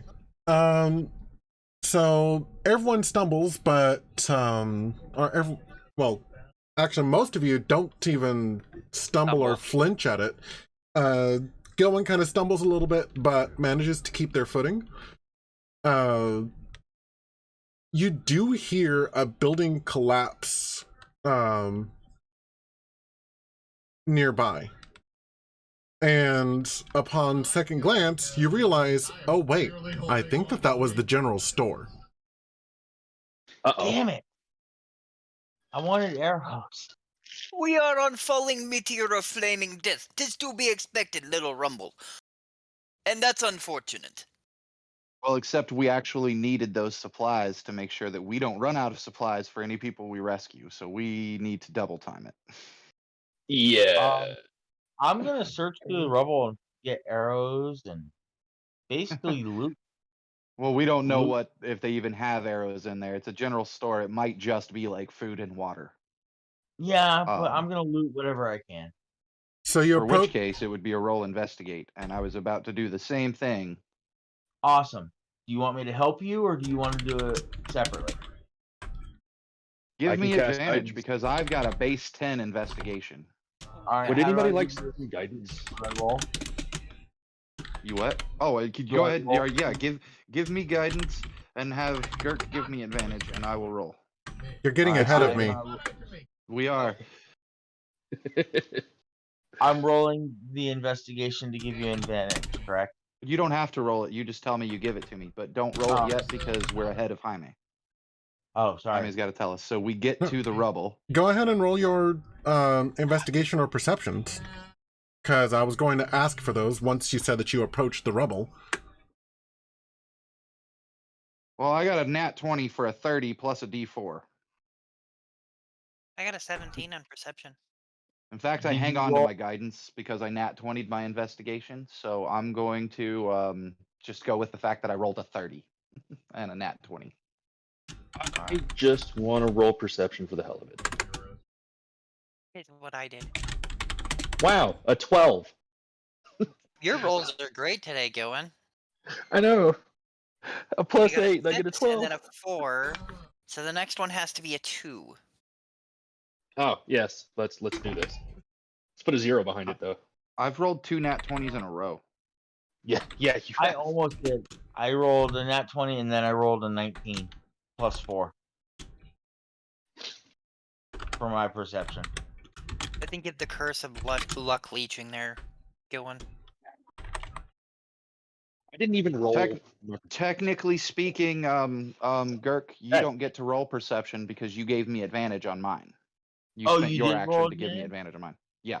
I thought you said you just rolled the nat 20. I didn't know you took the advantage roll. Yeah, I took the advantage. That's how I got the nat 20. So then disregard my 23. Yeah, he's gonna save his guidance from me. So I've still got a d4 I can throw to a skill check later. Yeah. Sounds Oh. like you're underwater, Carl. Hold on. Oh, I don't know why it sounds like I'm underwater. Weird. Back now. You're good. like I can hear you now. That was weird. Carl, so just what do we FYI, you find? have a minute before guidance I have a ends. what? You have a minute before guidance ends. Oh, okay. 1 minute. Heard. What do we find, Jaime? What do I find? Roman and Goliath, you actually hear screams of help coming from beneath the rubble. I barrel through the rubble. Well, while they're barreling through the rubble with my nat 30, would I not just find whatever's screaming? This is actually something that's inside the book. You have DC checks in order to be able to remove debris. Or skill checks to be able to remove debris. And that's totally fine, but wouldn't I just suddenly they hear somebody screaming and suddenly I'm like standing over top of whatever's screaming because I'm investigating? I know that there's movement beneath the debris. Yeah. That just makes you have to. That just means you have to make fewer checks. Okay. Do I find anything beyond that with my 30? I guess I'm trying to figure out.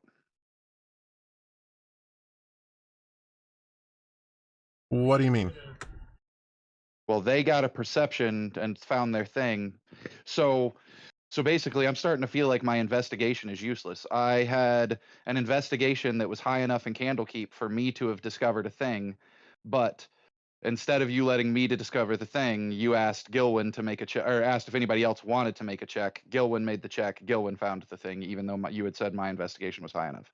Here, I had the highest roll, and you told them what they found, and I haven't found anything. So I'm starting to feel like it was kind of useless for me to take expertise in investigation if it's not going to have a use. Can we take like a 5-minute bio break? Right as we find something? Well, here real soon. They told me, they just came in and told me I need to order dinner. Gotcha. So, like, after we get the Well, results. go order dinner then, man. That's obviously important. I know. All right. I just don't want to miss anything.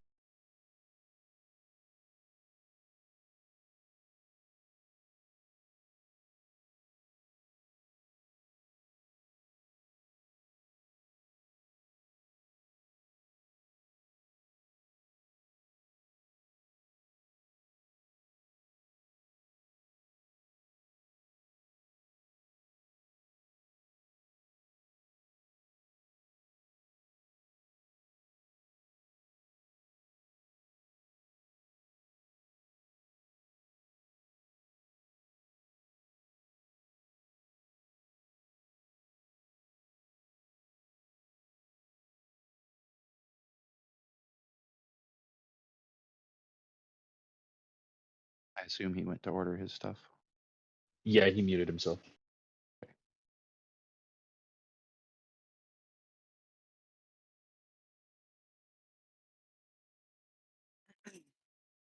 So was there anything except for the screaming people to find? I guess that's what Carl was asking.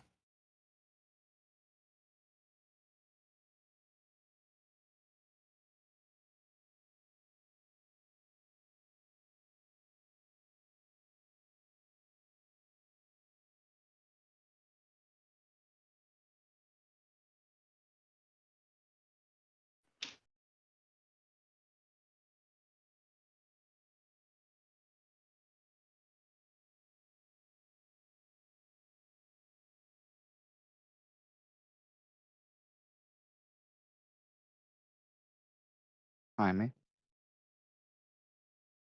I'm here. Okay, I didn't. You didn't respond to Wes, so I'm thinking.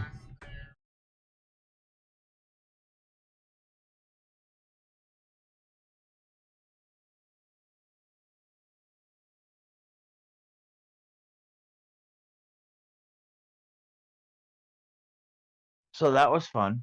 They heard Wes ask about the screaming people before I deafened it, and they're like, "What the hell are you doing?"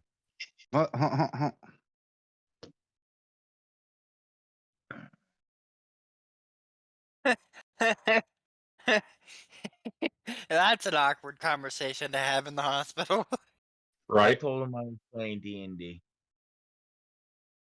and she understood because she played herself. Oh, nice. Yeah, Nice. Great. yeah. She said she's been playing the same character for 15 years. Thank God. Wow. That's pretty cool. That's like Yeah. straight up multiple personality disorder right there. No, that just tells me they don't play very often because after 15 years, you'd be level 20 at least. Easy. Or you Well, just play the same character or you just remake in the every exact game. same character. Yeah. True. We didn't get into too much detail about it. So, like, I've relayed everything, but I guess that could work. Because I've played Fick in multiple, or his first name changes every once in a while. But, I just remember you basically writing the same someone's thing. corpse. Yep. That was That, Dimple. Dimple that was Gherkin. Dimple. Yeah. That was my introduction to Gurk is, oh, yeah, you've got this gnome writing on your friend's corpse. What?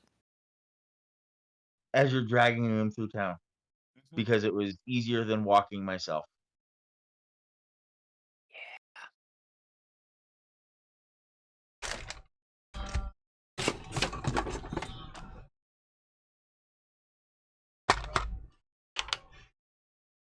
But anyway, I'm back. I back on forward. Just don't be left out. Right? I was hoping somebody would have said it. all right. So Jaime, what's up, The opposite guys? of I down. threw one in there with up. Ha ha ha ha ha. I'm working on it. The opposite of down and that which is not sideways. I don't know. You could have something that's sideways and up at the same time. It's diagonal. Not down. Which way is up? Sideways Away doesn't from really gravity. count.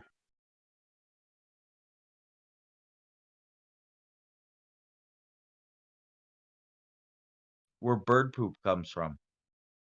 Depends on the definition of up you use. If you use the original definition of up, the floor is up. Because they didn't understand how the human eye worked at that point in time. What? Yeah. That's a thing. The original, very first, like, definition in the dictionary of the way it reads is if you read it that and consider that we invert everything we see, the floor is up. This is No, true. no. Only the lens in our eye inverts everything we see. Our brain flips it back to the correct. That's what I'm saying. It flips. The way we input Yeah. it, yeah. The way it was written was based off of the eye. So the way they wrote it, the floor was up and the sky was down. That was before they understood it how eyes worked, but Yeah. I was reading an No, I article. think the word is older than the knowledge of the eye flipping images through its lens. It is. What I'm saying is people have always understood it, the sky is up. But what I'm saying is if you look at the technical definition of the original word, interpreted nowadays with our understanding, the original definition would have made the floor up.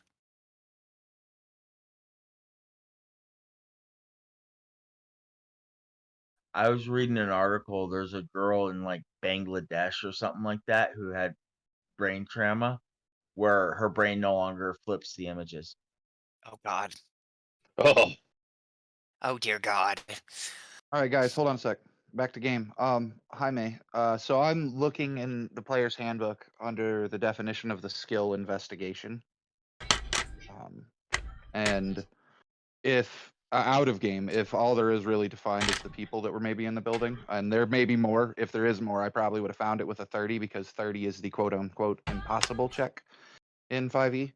But it says I might deduce the location of hidden objects, discern the appearance of a wound from the appearance of a wound, what kind of weapon dealt it, or determine the weakest point in a tunnel that could cause it to collapse, yeah, stuff like that. They might have heard the screams, but basically with a 30, I would know where the screams were coming from. Like I would know, as you said, shorter checks to or less checks to dig the body out, the person out. So basically, I guess what I want to ask is, can I use that 30 investigation to basically grant a blanket advantage on our checks to remove the debris and get the people out? Because with an investigation, basically, quote unquote, that would be the hold on. The deduce the location of a hidden object. Use of investigation. Yes. Okay. As far as since we were here to get supplies anyways, would that also grant me like, am I able to find any remaining supplies while they're digging the bodies out? Yes. Okay. Then I direct them to where to go to get the people out, and I start collecting supplies. Guys, you have a blanket advantage on getting the people out. What rolls do we need to, after he guides us to where the screams are coming from, what rolls do I need to make, or Cam need to make, to start digging them out safely? You had to use the S word. Well, safely is already technically covered with the investigation, but that's the point of giving you advantage. Gotcha. Strength athletics checks to remove debris. Dexterity acrobatics checks to squeeze into tight places. Okay, so the druid gets to do the acrobatic one, and I'll pick Rubble up. And all super runs. Jesus! I think I'm gonna pass Gilwood my inspiration because he's uninspired today. To be fair, Gilwin, you were supposed to roll that with advantage. Yes, you Oh. were.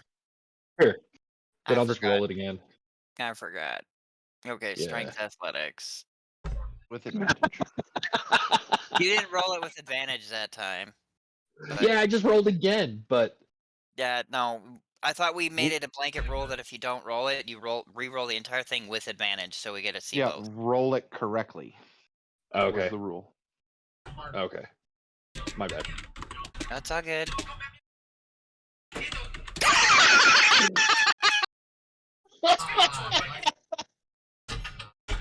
No! We can't make this shit up. He rolled a 6. He rolled a 4. He rolled a 6. He rolled a 3. He rolled a 4. What's better is that I do have this episode recorded.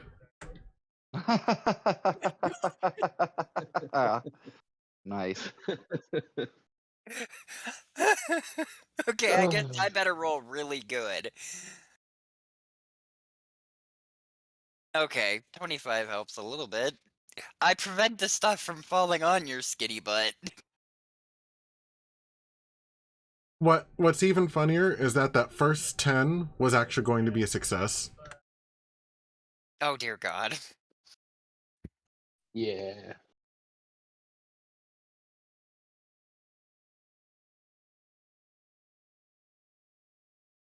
Give yourself guidance there, Druid. Well, I could take it from uh No, I didn't Rowan, know I guess. I didn't know you couldn't put it You on have to one. go. You have to cast the spell before you roll, and you can Gotcha. choose to add it after you roll. Mm, So gotcha. For the record, so you guys know, I'm looking at the skills. In the future, if you want to dig through the rubble or to find things in rubble of a collapsed building, it wouldn't be a perception check. Oh. Yeah, the perception check would let you hear the person screaming for sure, but they let you spot, hear, or otherwise detect the presence of something. It measures your general awareness of your surroundings and the keenness of your senses. For example, you might try to hear a conversation through a closed door, eavesdrop through an open window, or hear monsters moving stealthily in the forest.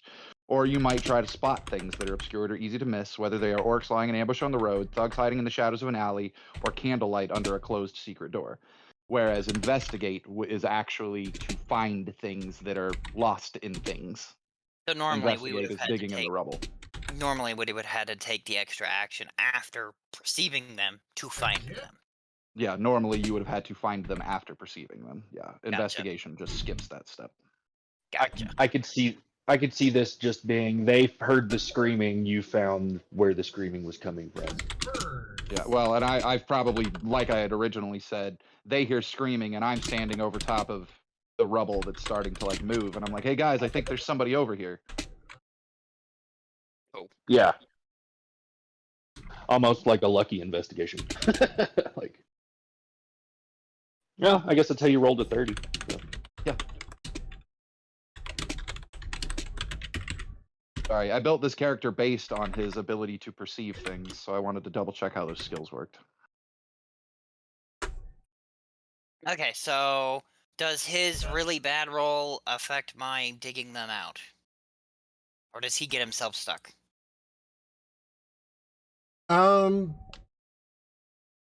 He doesn't get himself stuck. You're able to free one of the people, but there's still people in there, and with that acrobatics check, it just means that Gilwin can't find a good enough spot to be able to squeeze in.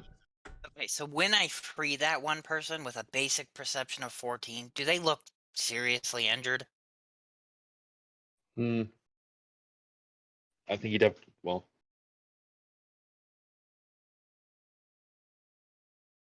Let's see.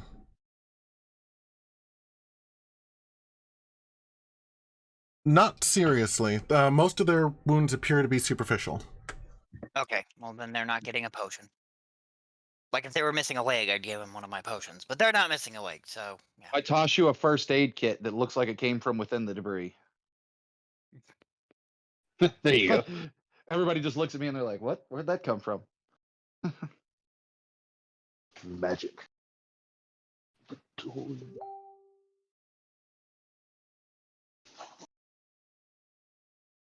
Um,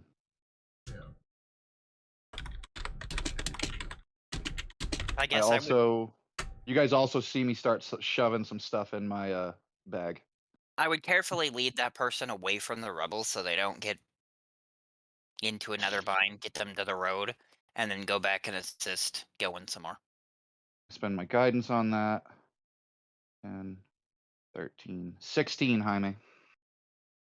You succeed. Ooh.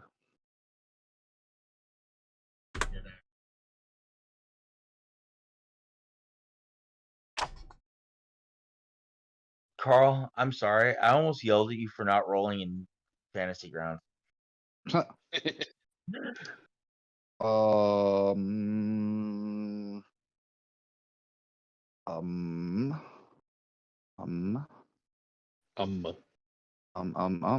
I do.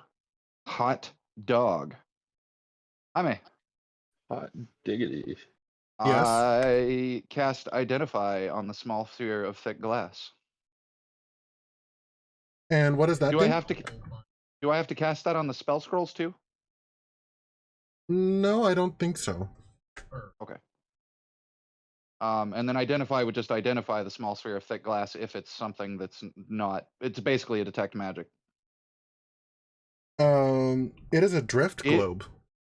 It's a drift globe. Fuck yeah. I actually now have 2 of those. Oh, that's funny. I think I have 2 of them. No, I don't. I just have 1. Sweet. Okay. I will add that to my inventory. Fuck yeah.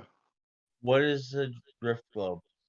A drift globe is a lamp that hovers, like I could chuck it up into the air and it no. creates a light bulb. Oh, no. This small sphere of thick glass weighs 1 pound. If you're within 60 feet of it, you can speak its command and cause it to emanate the light or daylight spell. Once used, daylight can't be used again until the next dawn. Okay. So that's good in a vampire's nest. Yeah, which my character's from a vampire thing, so that's kind of awesome.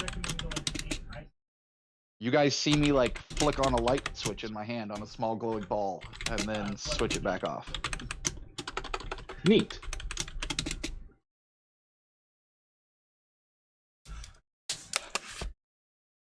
As I'm stuffing stuff in my backpack. All right. While the Tallyman is grabbing supplies, did y'all want to keep making checks to try and save people? You can hear at least 2 other voices. Yeah, what I said Yes. was I was gonna get the guy to the road away from the rubble and then go back and help. So I'm gonna try to get some people out again. I'm gonna try to squeeze in a little. 18. 23. Double 19s, dude. You rolled a 19 and Yeah. dropped a 19. Nice. About time you rolled something good. Hell yeah. My first roll was okay. Yeah, but we said good, Cam. No, it wasn't. Never mind. It was a 10, dude. Yeah, never mind. I thought I was. It was a 10. It was Yeah. passable. That's That, and you know what's funny about that? That was an accidental roll. oh. Oops. Yeah, when I was trying I to think- change my wisdom score. I think on average I have the best rolls. I think I've rolled twice. I got a 19 and a 20. Yeah. Now Karos had 2 20s, so Yeah. That's true. I rolled a 6 on my thieves tool check a second ago and had to fucking spend my my guidance. Because I am not the thief in the party, even though I'm trained in the damn tools. I'm not very good with them, apparently. so between our 18 and 23, do we get the other 2 out or do we need to do another roll? 18 and 23 gets them out. Sweet. Nice. Are And they then I would happen? like- Do they happen to be carrying a quiver of bows or arrows for me? Quiver of bows. A quiver of bows. Yep. Bow speakers, no less. Oh, there we go. Once we get them out and all next to each other, I would like to, I guess, investigate wounds to see if any. Wouldn't of that the be other- medicine? Oh, is there a medicine? Oh, that's bad. Sure. I'll roll medicine. This is gonna suck. 9. Are they dying? They do not appear to be dying. Okay, well they can walk it off then. What does a 17 say? A 17 tells you that they are basically, they need to recover from almost suffocating down there, but are otherwise basically have very superficial Cuts and wounds. the proverbial cuts and bruises. Yes. Okay. As luck would have it, one of the dwarves that you had just saved, she has or she is wearing a holy symbol around her neck, and has cleric robes on. Oh, Mm. I was gonna offer to cast Goodberry, but she might be able to do some healing. On top of that, like I said, I tossed you guys first aid stuff that I found in the building's rubble. Yeah, yeah. Yeah. Goliath looks at it like, I don't know how to use this, and throws it at the druid. Yeah, if you Who can get looks them the most walking, injured? I would go from there. Yeah. Who looks the most injured? He just says cuts and bruises and needs to sit down and catch their breath. Pretty equally I was gonna miraculously cast. unharmed. All right. Well, I'll save the spell slot then. Ironically Yeah. enough, the one that looks the most wounded is probably the cleric. She was probably tending to the other two while they were under the rubble, as best as she could. Oh. Yeah. Then I would inquire. You said it was a female, right? A woman. Yes. Nope. I rolled an odd. She doesn't get a potion. I would Then- inquire if she's okay.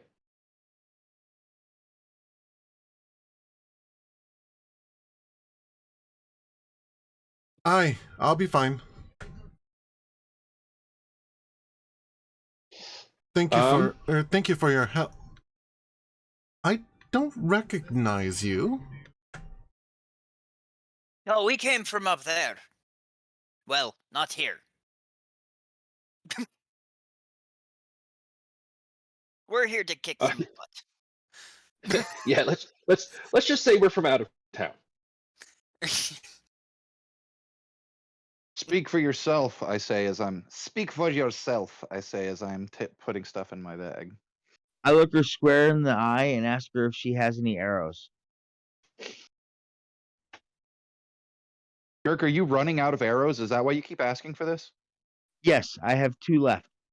I could If make you arrows have are made arrows. that statement, there's at least 2 people in the party that can make you arrows. Okay. We I could have just done that noticed during it. downtime. I just noticed it. Ah.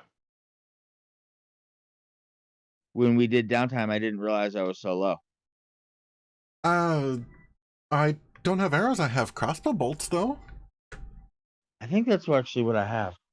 Yeah, you have a crossbow. Yeah, Yeah. that's what I would. Okay. She gives you a case of crossbow bolts. Awesome.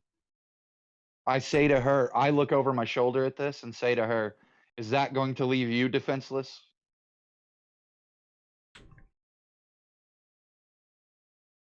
It won't. Okay. Because I'm also carrying 40 crossbow bolts and I don't use my crossbow. It's a backup. Awesome. So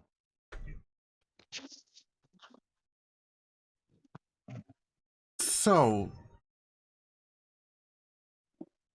you from up there? I mean, we're all. If you're talking about, or if you're talking about the world of Faerun, we're all from there.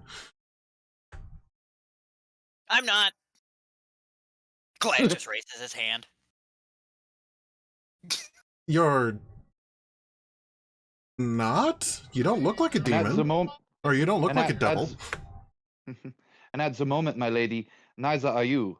Elturel has fallen into this realm of darkness, and it may very well stay if we spend this time trying to discuss our origins when we should be getting you to safety. Right, right. And I am very well aware that we're not in Faerun anymore. We're not in Kansas no mo. The name is Velcora. Velcora Ashenwell. It's nice to meet you, Delcora. Can I call you Ash for short? Sure.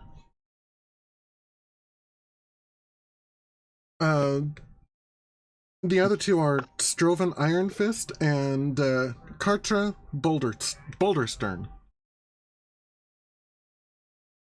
Those are great I've names. never seen a Boulder's be stern. And I have never seen so flimsy a dwarf, I say to her very curtly. Do you know of other survivors that we can go? In making haste, do you know of any other survivors so that we can move along? And I actually would move away from the building at this point and be like spotting, for lack of a better term. I'm basically on watch, waiting for the group to get ready to get moving so that we can move on to our next stop. Because I'm a curt asshole like that. I messaged in chat how Goliath would tell her to join the caravan, and I do want to attempt to dig some actual supplies out before we leave. I already did. Oh, okay. He would actually say to you, if you started to dig, I would say, there's nothing there, I already have it all. And he would open his backpack and you would see food and first aid kits and stuff like that. If there were barrels of water or something, Jaime, I don't know if there was big stuff, but if there was big stuff, I would have pulled it aside and like it would be sitting there. Understood.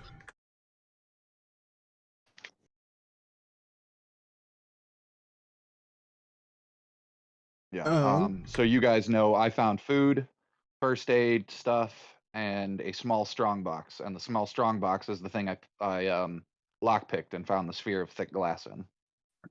Did you give The me the drift globe. 40 crossbow bolts, Carl? Gotcha. No, not if she gave you 20 crossbow bolts. Okay. That's why I asked her if it would have left her defenseless, because if it would have left her defenseless, I would have then given her 20 crossbow bolts. Ah,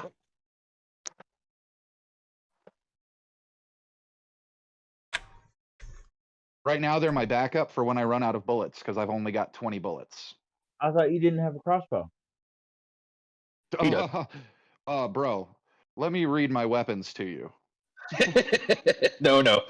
Let's get on. I have a hand crossbow. I have a heavy crossbow. I have a light crossbow. I have a hand axe. I have a hunting trap. I have a light hammer. I have a musket, and I have a revolver. And I have a whip. How are you walking?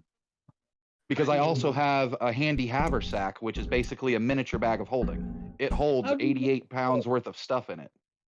How'd you get one of those? I'm from another campaign. Hmm.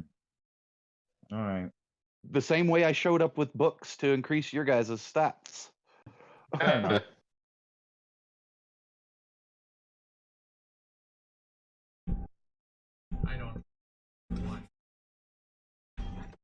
Yeah, handy haversack it can hold 88 pounds worth of, it's a backpack that can hold 88 pounds worth of stuff as though it were only 1 pound.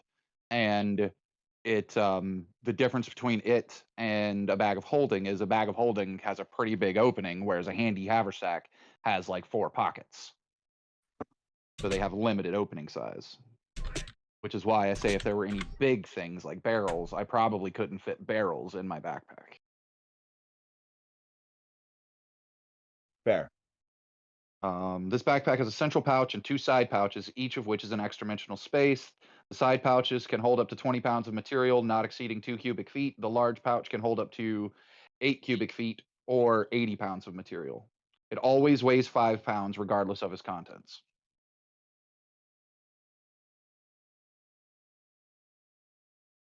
So, How much do those run in campaign usually?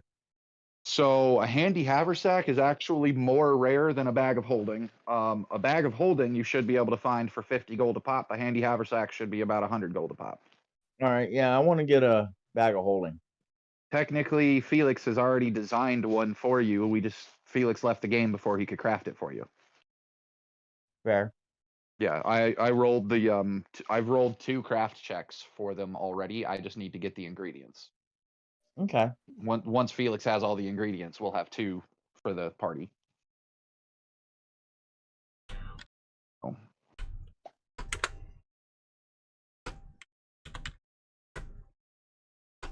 But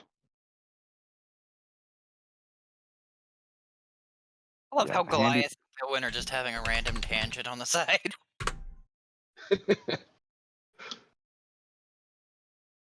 So yeah, I insulted her and asked her if there were any other places she would expect her to be survivors, Jaime. Yes, to the west. Very good. Head back to this location, good. and I write an address on a piece of paper and hand it to her, and it's the building where the people are currently taking cover. Our caravan's currently taking cover, since it's only a few blocks away, and then I would start heading in that direction, and like hoping everybody follows me.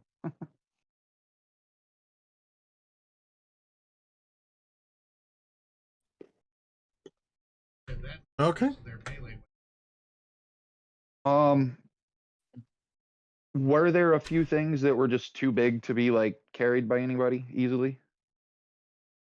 Like water barrels or anything? Yes. Okay.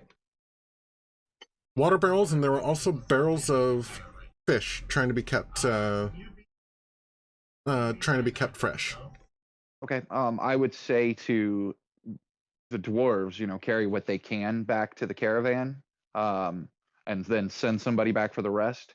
And in the meantime, I would ask whoever's got the highest stealth check in the party, which is probably Girk, to roll stealth on the stuff to basically hide the supplies so that no demons or devils come along and destroy them or steal them.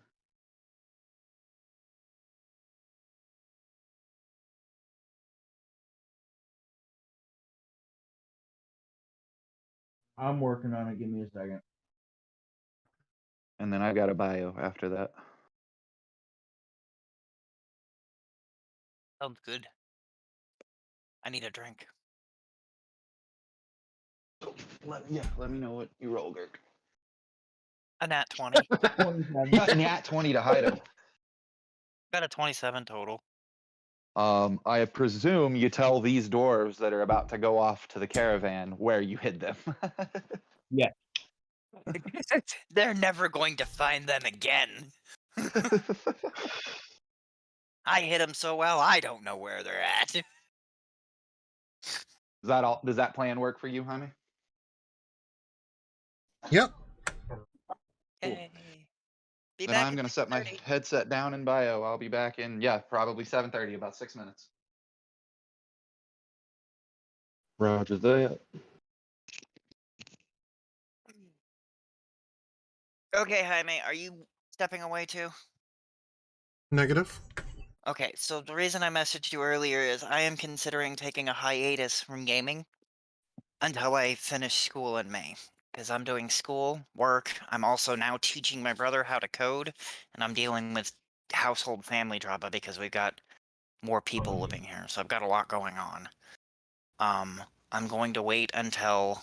So I'm taking 2 8-week courses right now, so my current set ends here in a week and a half. And then my new stuff starts the 22nd of March. So I want to see what the workload there is going to be. And if it's any higher than what I'm currently doing, I will be taking a hiatus until the end of May. Because I just can't. No, that makes sense. I Yeah. graduate in May. I've got to make sure I do well. That's where I'm at. Yay, responsibility. Oh, boo. No, I'm actually proud of you. I'm I proud want Yeah, of you it. to no, be for real. Like, I'm super proud of it too, but it's annoying. Yeah, and you missed. I'm gonna start looking for a place to live. I don't know. I'm not staying in Texas. The weather here kicks my butt. yeah. And I think it's just North Texas. I don't know. But East Texas is just the south. You can go down to southern Texas and it's well, still kind of deserty. I've been to areas like Cameron, which was green and not deserty. So that's like right in the middle of the Where's triangle. It's right in the middle of the triangle. It's an hour northeast of Austin. Oh yeah, no, that is the lush green part of Texas. So East Texas. I've considered going there because there's a Google in Austin, and if I get a job at Google, I'm gonna start at like 200,000 a year. That's like That'd be entry nice. level wages. That's entry level. So It's expensive as hell, but go live in California if you're gonna work for Google. They don't pay any different though. It's Oh, they cheaper. don't? It's cheaper in Greeley. I mean, not in Greeley. In Austin, it's cheaper to live in Austin, and the price pay is the exact same as it would be in California. And then I'm not living in California. Right. Like, if it wasn't so expensive, I'd want to live in California. 'Cause I it's would love to live beautiful. like if if the political environment of California wasn't so upside down, like the See, San that's Francisco America. Bay. Well, California's even worse. But yes, we're all screwed. But the San Francisco Bay Yeah. Area is like my perfect climate. Period. Mm-hmm. So That's where I grew up. I'd love to live there, where Google's headquarters is, but I just can't justify spending $1 million on a 2-bedroom house, dude. Or $4,000 a month on an apartment that's close enough to Google that I could actually make it there in a reasonable amount of time. When I can get the exact same apartment in Austin for $1,500. Yeah, the cost of living Okay. in Texas is exponentially lower than California. About a third of what California costs. Yeah, And the price Austin's is just expensive though, because that's a rapidly growing area. well, it's It's very Silicon Fort Hills. Collins-esque. Well, they call it Silicon Hills. It's the Texas hub for tech. Elon's moved Yeah. to Austin. All of Oh his yeah, that's right. all of his stuff is moving to Austin. Google has a headquarters in Austin. Amazon's opening something in Austin. So like Austin has a lot of potential for me. If I move to Austin and stay in the Texas area, Austin has a lot of career potential for me. And the best part about that is Austin has a decent public transportation system. So I could get rid of my car, not pay for car payment, not pay for gas or car insurance, and then I'm making enough money. If I want to come visit somebody, I'm just gonna hop on a freaking plane. Bro, Southwest Airlines still does like $100 just Yeah, fuck off I flight. just saw a commercial for $59 want to get away flight. yeah, Oh exactly. yeah, So, they're getting like, ready for summer because they do that in the summer. yeah, I could legitimately like, oh, okay, I want to go to Maine this summer, or I want to go to Washington and see Jaime, or I want to go to Colorado and see Girk and Cam, and then I could just rent a car. I'm making money, Google level money. I could afford to do that. Well, hurry up. They're rapidly taking parts of my body. There's not going to be much left. I'm sorry. I'm sorry, bud. I'm First hurrying my as fast eye, as then I my can. toe. May's a lot earlier than I planned on being done, so. And now I'm really angry because of what Google announced this year. So, Google used to require at least an associate's degree, but they preferred a bachelor's degree. Yeah, at the beginning of the year, they lifted all degree requirements for their software engineers. Oh, You don't have to have a degree at all. You just have to prove that you know what you're doing. well, Yeah, that's you why get I'm your not getting. associate's degree and then you have that step ahead. Well, but- that's why I'm getting my associate's degree, is to have that. The associate's degree gets you a little bit. Just having that gets you the interview easier. Once you're in the interview, it's all about skill. It's always been that way, whether you've got no degree or a bachelor's or a master's. The coding test is all they care about. All right, I've guys, 7:30. All right, Sorry, bud. not to interrupt, but it's 7:30, and we had said we were going to get back to gaming at 7:30. Let's do it. I'm down. Go We about. just been waiting on your leaky ass. I literally said 5 minutes ago I was back. We didn't hear you. Or at least I didn't. Apparently. I didn't hear you either. I don't. That's think you because I was trying to talk over Wes, and when Wes isn't normally very talkative, but when he's talkative about a thing, he's Good got luck. control, man. Yeah, he does. Yeah, good luck.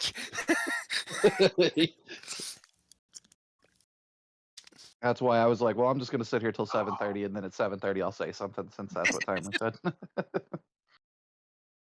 Okay, cool. So Dream. I've got a map that I'm trying to work on, but that I've been trying to fudge with while everyone's been talking, but the token scales on the here are royally messed up. Share the map, Jaime, and I can help you fix the tokens. Or I should be able to help you fix the tokens. Or are they enemy tokens that you don't want to see?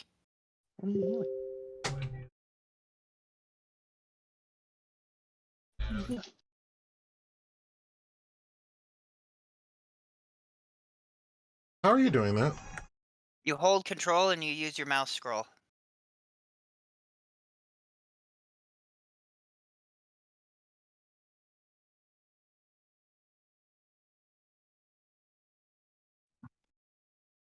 Okay. That help? Immensely.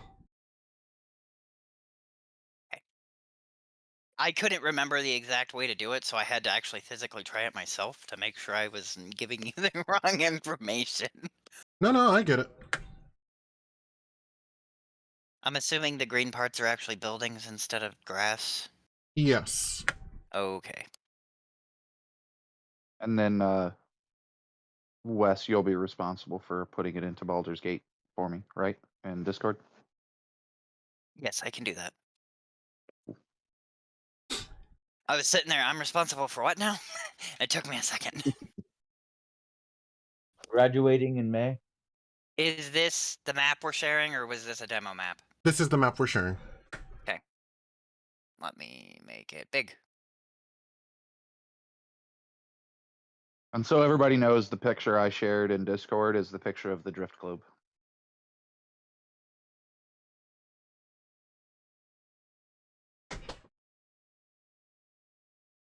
Yeah, I saw that. Alrighty. Oh, where's the channel? Boom. Baldur's Gate.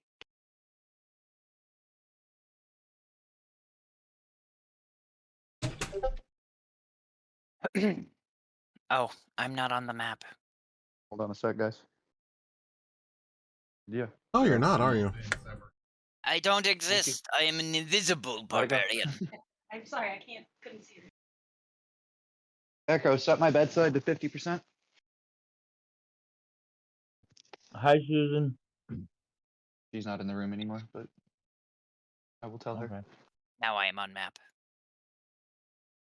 I stand on the giant pile of rubble. I am king of the rubble. And you started out as a lowly dumpster diver.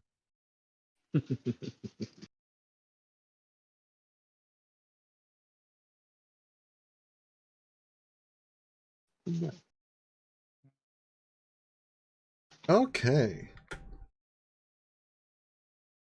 Initiatives. I don't know. Well, as you approach the direction that, or the direction that Velcora mentioned, you hear a voice crying for help. Oh no. Around the corner where the voice is coming from, what do we hear/see? You see a male human under attack by two demons. Not devils, demons. Ooh. Can I make up for killing the last two?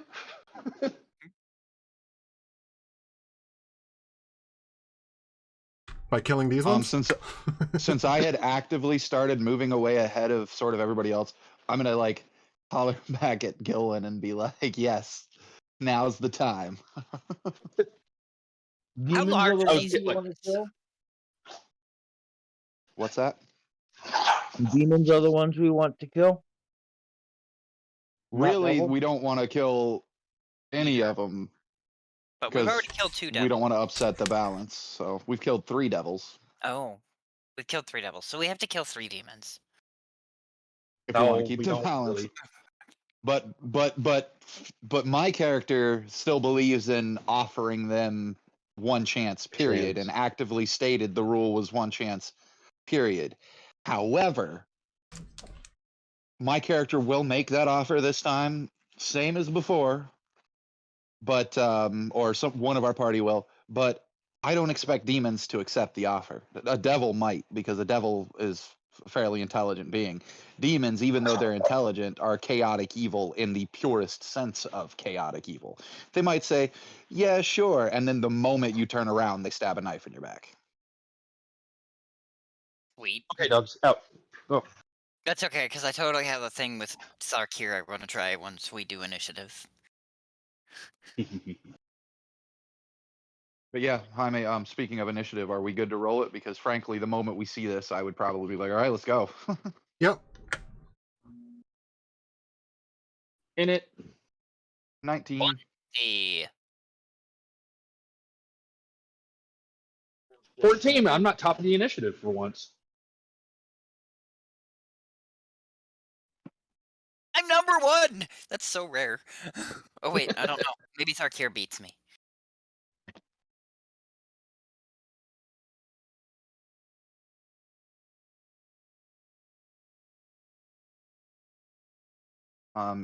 Anybody with a familiar in the fight also technically would have to roll their familiars. My familiar is just as lazy as I am. He's not going to participate.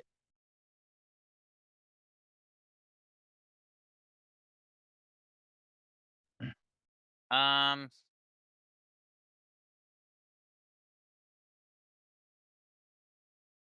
Oh, I have the tracker right here. reflective? Or what reflective? I'm looking at the combat tracker. Oh, there they are. Wait, why do they set that one to... It's weird. On the encounter thing, it's showing that the person is friendly, but when I put them into the combat tracker, Screw it's it. made I'm them gonna roll my familiars. enemy. Initiative 2. He has a +4. You guys haven't seen my familiar yet. Oops, I don't want to roll a d4. I want to roll a d20 +4. Well, thanks for rolling a d4, you piece of poo. My familiar rolled a 17. My familiar, so that you have hit stats, Jaime, is a flying snake.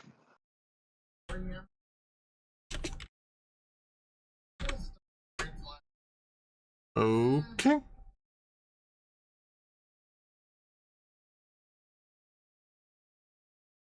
And what did he roll again? Or they? And what did they roll again? 17. For the moment, it's sharing my square because it's an inactive familiar, but it's very likely that I will activate it at some point, depending on how bad a fight goes. Sounds good.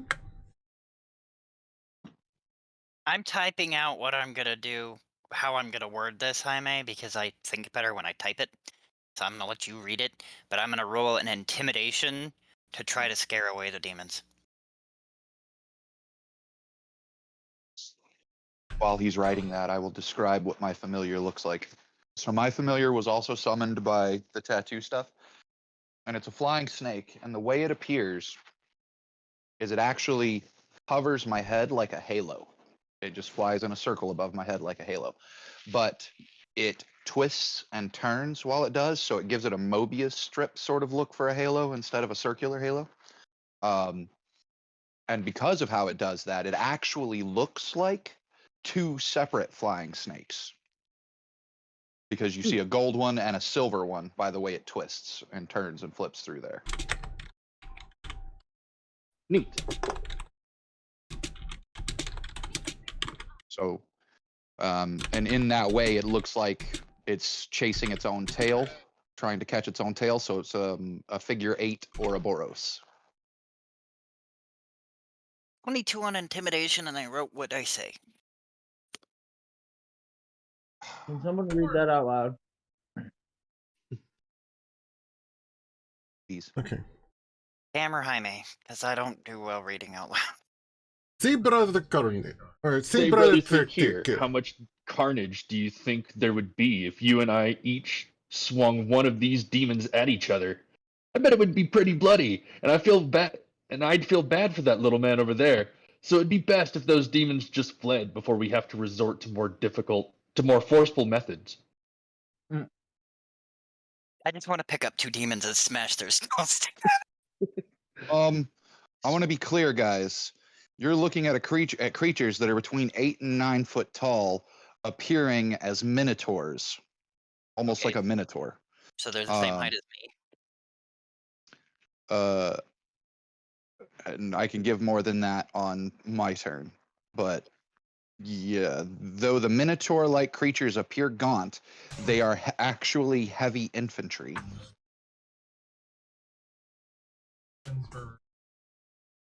Just want to see the freaking image.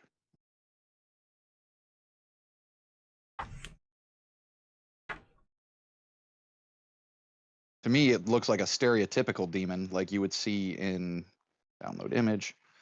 I'm going to go to, I'm sure Jaime has an image for you guys as well, but I'm just going to go to Discord and share the image I found, which for some reason didn't download despite telling me it did. Yeah, I'm going to Image. be putting it onto the Fantasy Grounds in just a moment. I'll share it that way. Yeah, it wouldn't let me share the downloaded image, so I just sent a link to the image in Discord. For the image I found. I want to know how the demons and Tharkir react to my question. They're And less what of a was your minotaur, question? more of a slater. Asking him how bloody it would be if we smashed them against each other. Oh. My intimidation. I want to see how they both react. Oh, that was your intimidation? That Asking was my how it would be? Yeah, my intimidation. I said this really loud so everybody overheard it. It's like, how much damage, how much carnage do you think if we bash those two things into each other? Bet it'd be bloody. I feel bad for that swing them human. like swing them together like two baseball bats. Yeah, pretty much. I'm threatening them while talking to Tharkir. That's called an indirect threat. Basically telling them to leave or I'm going to turn them into baseball bats that are a little bit more bloody than normal.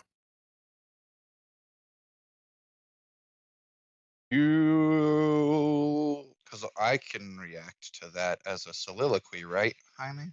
Like a free action? I believe so. Yeah, because I get one per turn. Okay. Give me 1 second to Google that back up. Just as a reference before Carl goes into Right. meta territory, that was my attempt at giving them their chance. Since Yeah, I was yeah, first no. in initiative. Out loud to you, I say, I don't know. Bulazau aren't known for their intelligence. I say, yeah, I don't know. Bulazau aren't known for their intelligence.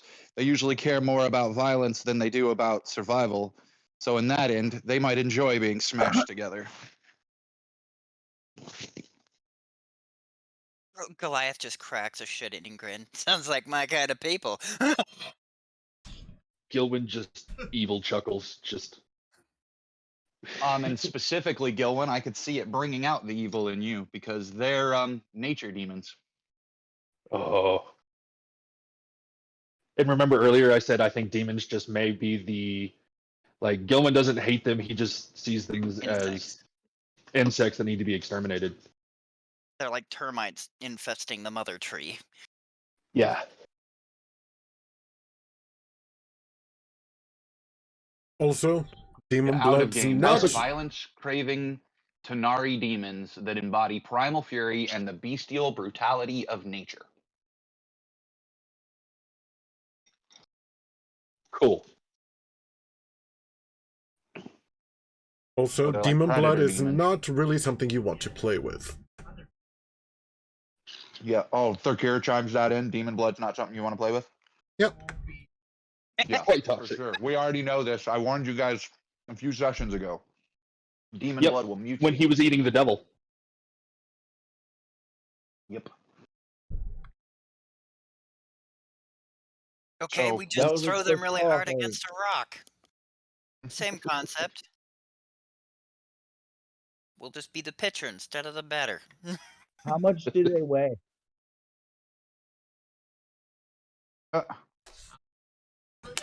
This roll Because a I can check. just carry one up in the air and then drop it. You would have to grapple it to do that.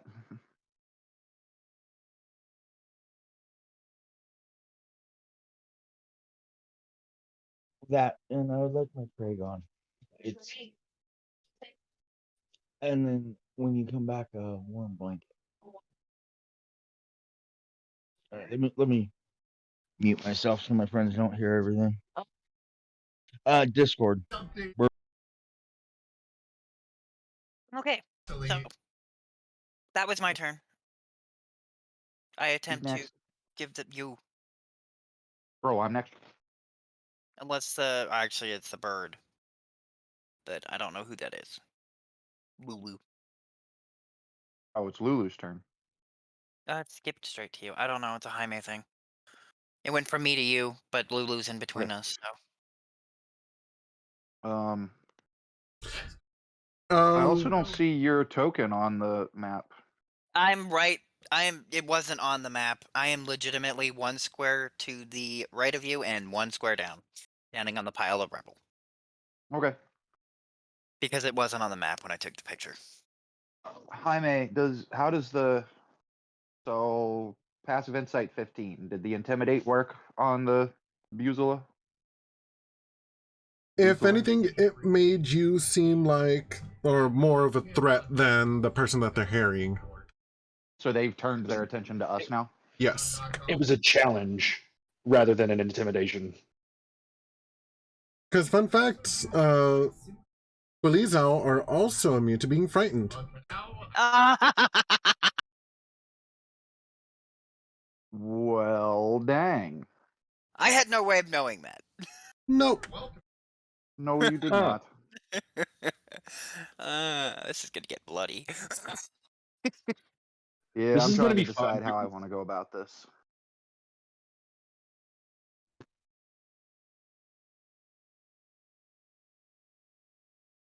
How do they feel about silver, Jaime? Or do they have a vulnerability to silver? Some demons do. They do not.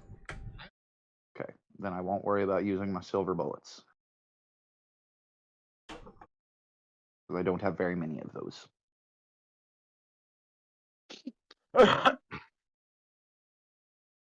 You know what?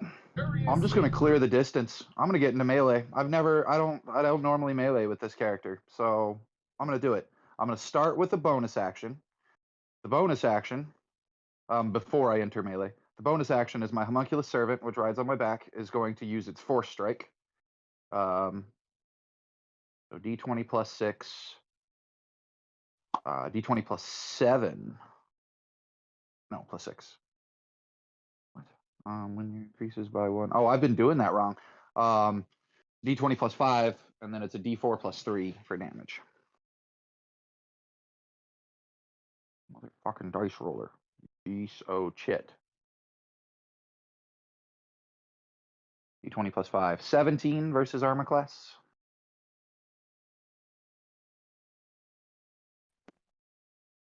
That's a hit. This is magical damage. It's force damage.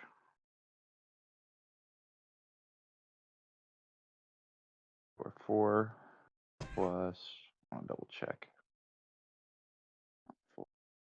Yeah, for 7 damage as my bonus action. On which one? The closer one or the further one? The closer one.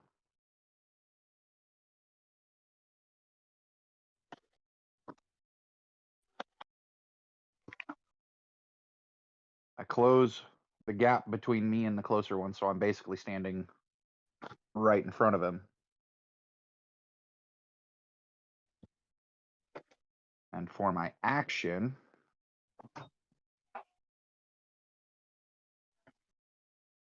technically it's this attack roll -1, but no. Yeah, this attack roll -1 technically. Let's see what I roll. Oof. A 12.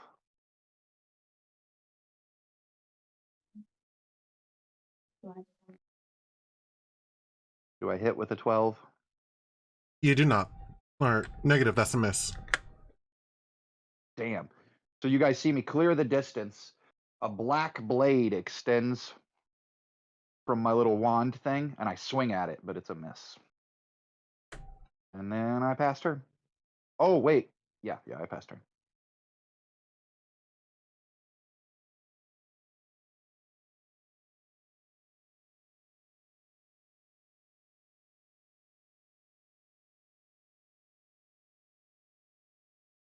Okay. At which point it is actually their turn. Oh no. Oh no.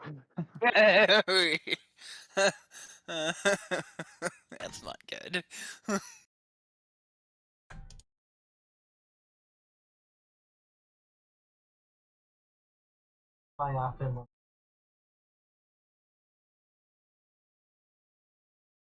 We'll have to update the map shortly after this, I think, Wes. Yep. I will update it as soon as the demons are done going.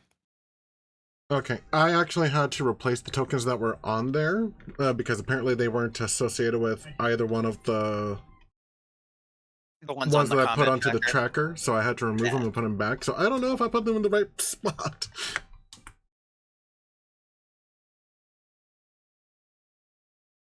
I think I did. Is the one that Carl's standing next to the one that got wounded? Yes. Okay, then you're in the right spot.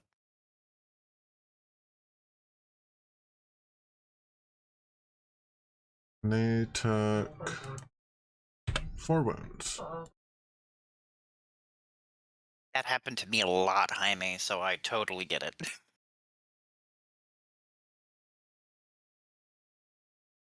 Okay, so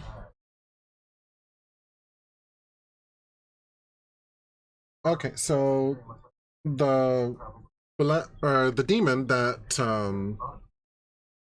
that Rowan is that Rowan attacked is going to try and attack Rowan.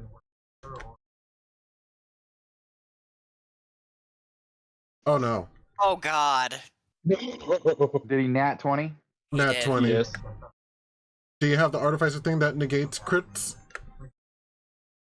That negates crits? No. I didn't know there was an artificer thing that negates crits. I thought that there was. I could be mistaken. Boy, I'm gonna be looking into my abilities later. Well, that definitely hits. Oh wait. Ha ha ha ha! I do have something. The spell I currently have on my spell tattoo. Ha ha ha ha! I use silvery barbs. Roll it again. Take the lower roll. Oh, evil. 9 versus armor class. That's a miss. I also grant myself advantage on my next attack roll against it. Nice. You magically distract the triggering creature and turn its momentary uncertainty into encouragement for another creature. The triggering creature must re-roll its d20 and use the lower roll. I can then choose a different creature that I can see within range, and I can choose myself. The chosen creature has advantage on their next attack roll, ability, or saving throw it makes within 1 minute. Nice. So within the next 6 turns. It's not a charm effect, is it? No, it's an enchantment. Okay. And so silvery barbs for me, the way it looks is that when this thing swings at me at what should be a crit, you guys notice, we'll say, because I have very little revealed skin. And to answer, Gark's not here, but to answer a previous question, I have decided that the tally man is, you can tell that he's a rabbit. His ears are visible and his feet are visible. And to that end, the tattoo, instead of being a tattoo, is actually a piercing. And the barbs are rings that are on my ears. And basically little balls pop off the rings into the air and they just explode in a flash of light, causing it to distract him so he misses. Nice. That was a nice save. Yeah, it was. I like that nice frantic search for a counter. I've got an answer for this. I was like, I knew I had some sort of reaction equipped. So Silvery Barbs is technically a Strixhaven spell. That's why instead of me just learning it, I put it as one of my, I have to use my Artificer Infusion to create it. Okay. That works. So this tail is, or the demon's tail was basically going to clock you right over the head, down the middle. The last minute barbs caused him to, the last minute little orbs that fly into its face,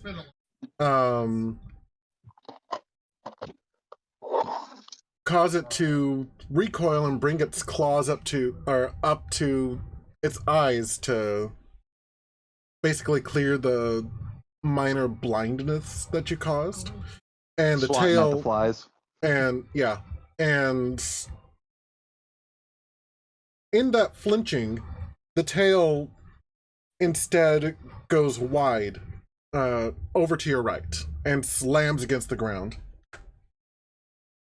You can feel the ground quake from the force of that, from the force that strike would have had.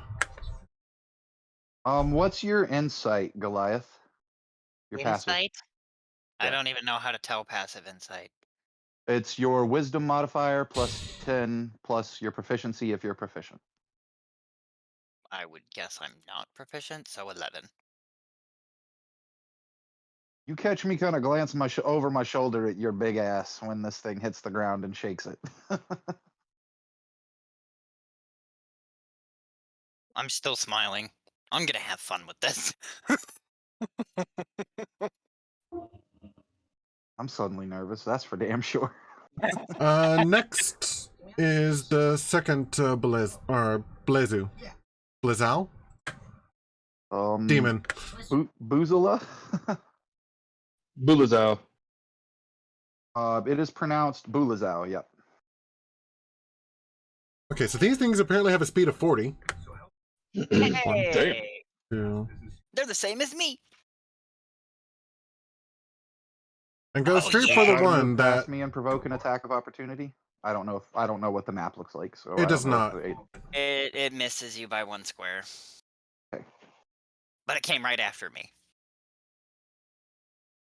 and I think I've got a reaction. okay.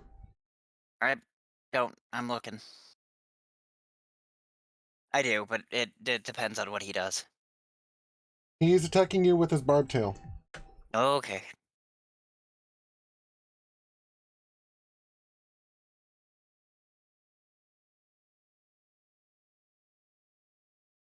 Also, of note, apparently these guys have something called Rotting Presence.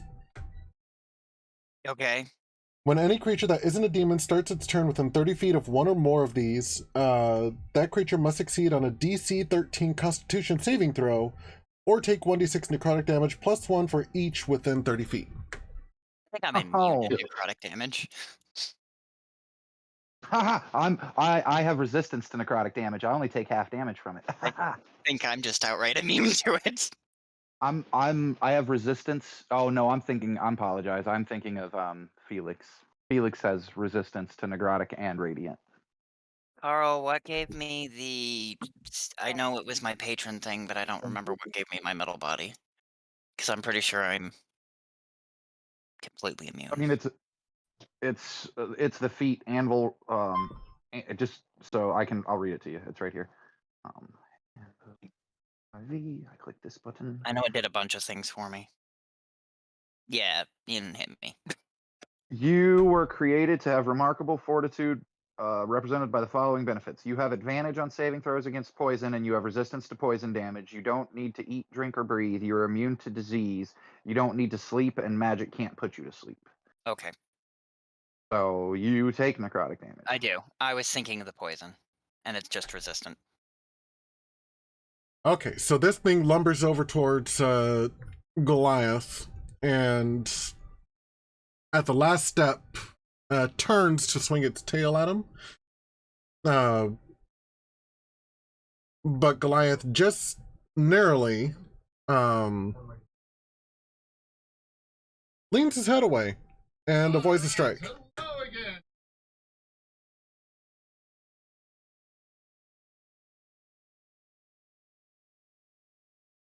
Next would be Thick, if Gurk is available. I am.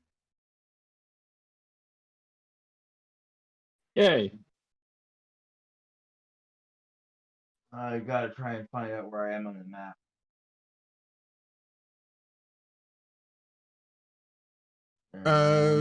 A little bit left of the I found me. Okay. Um.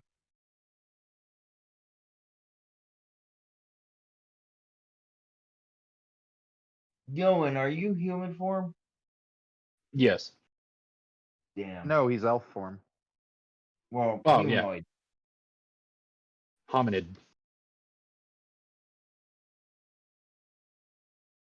I am going to shoot a crossbow.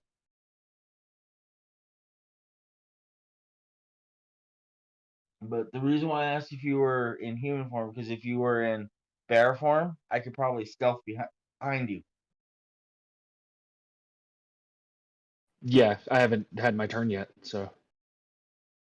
Okay, go ahead and make your attack.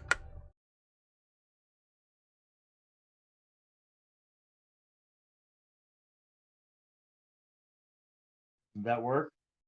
It 19. did. Which one were you attacking? God damn it. I rolled it on the guy like I was supposed to. I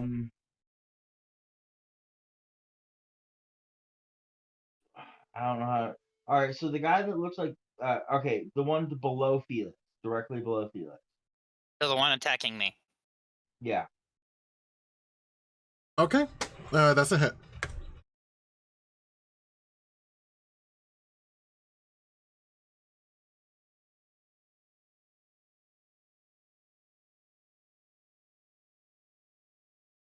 Nine damage. You pelt him good in the shoulder.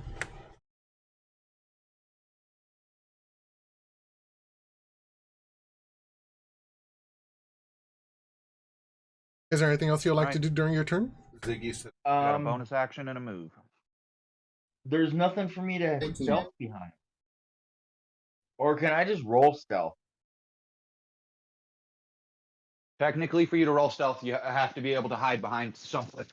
That's Unless what you're a ranger, because rangers at high enough level get the ability to hide in plain sight. All right. So yeah, I have to wait for Gilwin to turn into something bigger.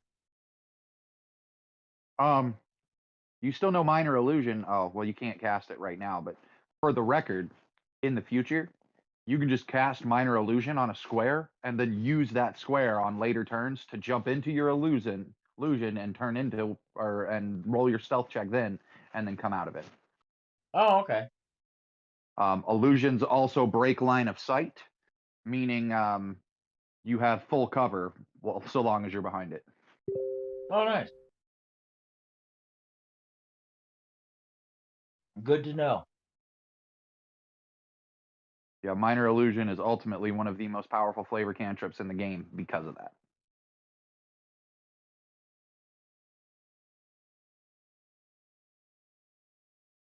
But yeah, I'm Yeah, done. so nothing else? You're gonna pass turn? Okay.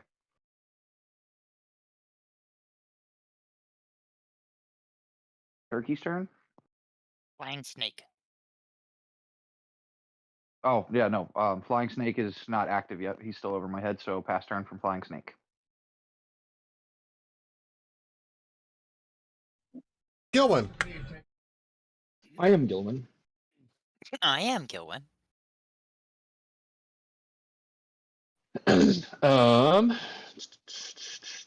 For my bonus action,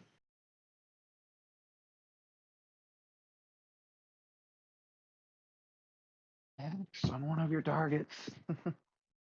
yeah, that's what I'm doing. I'm reading how it works.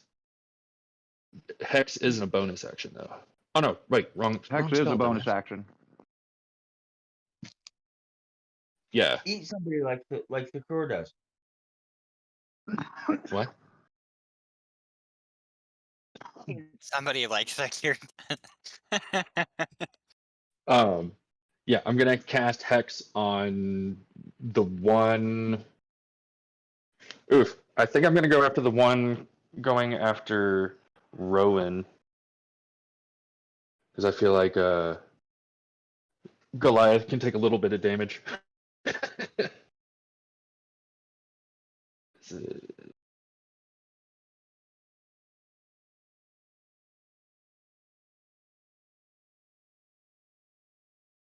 And it just works, right? Yeah, Hex just works. So Okay. now whenever you deal damage to him, you'll also deal a bonus D6. But on top of that, you get to choose one of the 6 stats. It's now got disadvantage on that stat. So do you have spells that typically target dex or typically target wisdom or whatever? You want to put those, that's what you want to disadvantage them at. Okay. Let me see. Based off of the fact that their tails cracked the ground and it felt like a mini earthquake, you might want to just make their strength bad. Uh, I don't well, know. usually, well,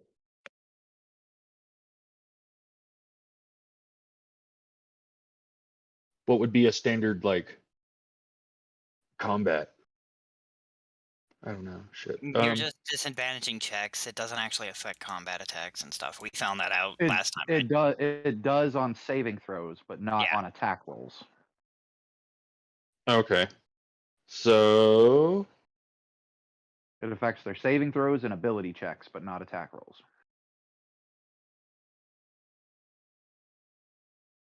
like dexterity.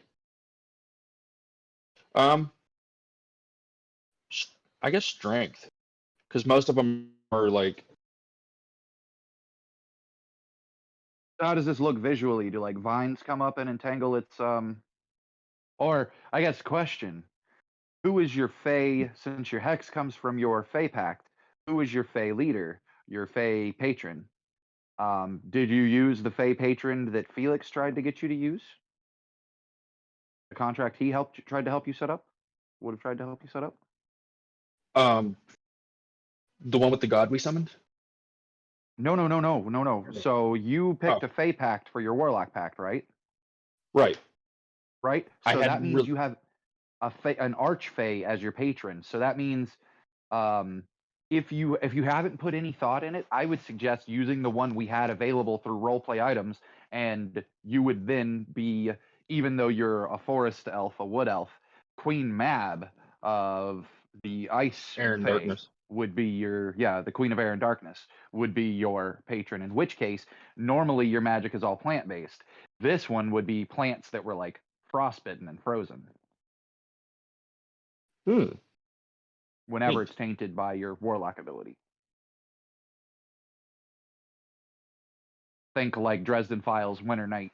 Ooh, no, I like kind of the idea of like dead leafless vines grow out of their skulls or something like that. Like, Well, in this case, since it like fucks with its dexterity, it would like sort of tangle up its body. And that's what's caused it to fuck up its dexterity. But the reason I asked that is because you haven't worked on your patron, and this is an in-game chance for you to be like, okay, this is the patron I'm using, so that Jaime knows.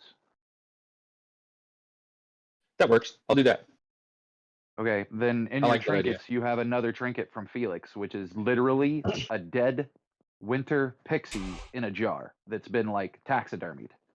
And that's what your contract is written in. It was written and then stuffed inside that thing's body. Excellent. That's creepy.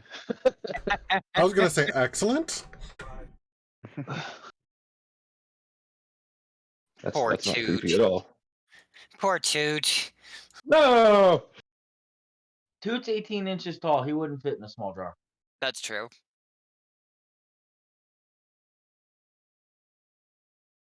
Maybe at the beginning of the books. And I'm doing their strength, not their dexterity. Oh, well, same thing. It would still entangle its muscles, its arms, or its Yeah. tail. Or even then they'd that's- be like thorny, so that suddenly there would be like black, like frostbitten veins appearing on the skin where they touched. Yeah. I like that. Ooh, I like that. Okay, so disadvantage on strength. That was your bonus action. What are you doing for your action and your move? For my normal action.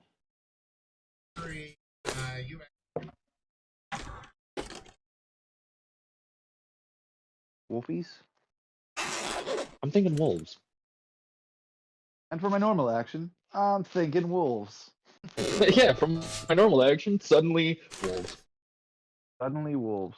All right. Under your wolves. Have you ever been fighting a demon and found yourself surrounded by wolves? If so, seek professional help. There are two Alright. wolves inside of you. You are a druid.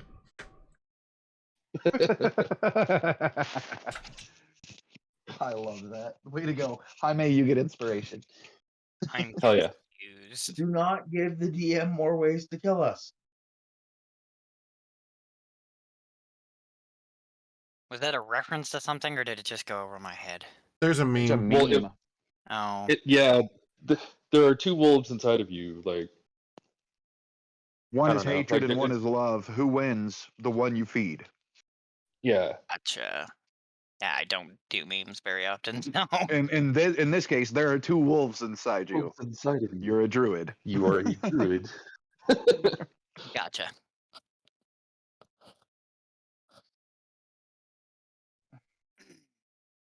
Where do you conjure your wolves? Can your wolves attack the turn you summon them? I'm actually reading that. Summon creature, roll initiative for the summoned creatures in the group. Each has its own turns. Wait, what? So you summon them, As a roll group, their yeah. initiative, they'll act on their initiative. Yeah, their initiative is the same, but they act individually. Okay. So it would just determine it would be determined by their initiative. If I rolled them, if I Do you summoned them, Do you summon them like? Where do you summon them? Because I'm gonna be frank. If you summon one behind the guy I'm fighting, it would be real swell. Yeah, me too. Me too. Do that too. That would grant They- combat advantage. well, they get pack. They do pack tactics. They just have to be within so many Yeah, feet well, of you. I would like combat advantage too. Oh, yeah, that's true. Pack tactics doesn't work for us, but And to be Well, fair, I thought it summon gave you. it. I thought it did the same for its allies, but No, because we would have to have pack tactics for that. okay, gotcha. Your wolf knows how to work in a pack. We do not. Yeah, fair. so one diagonal from Felix and one diagonal from me. Yeah, What's his initiative? do I roll it? Yes. How would I roll their initiative? Like, what is their? Do I roll You it? roll from you roll a my d20 initiative? plus their dexterity modifier. Plus their dexterity modifier. I don't know their dexterity modifier. Look at their I think stats. it's like plus 45. Yeah, I'm getting there. I heard something about it being 145. I think they go first. Right? Dexterity modifier is 15. Or +2. Sorry, +2. +2. So a d20 plus 2. 17. So they don't. So get they're going until technically- next turn. Yeah, they're ahead of me in initiative. That happens. Well, yeah. Still, putting them into position is pretty helpful. Yeah. All right. What? Do you move or anything?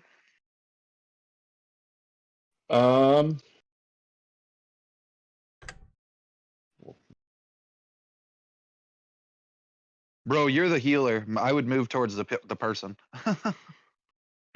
Are these not dire wolves? They are direwolves. Okay, so those are large creatures, Jaime. These are also the wrong So wolves dire wolves then. actually take up 2 squares.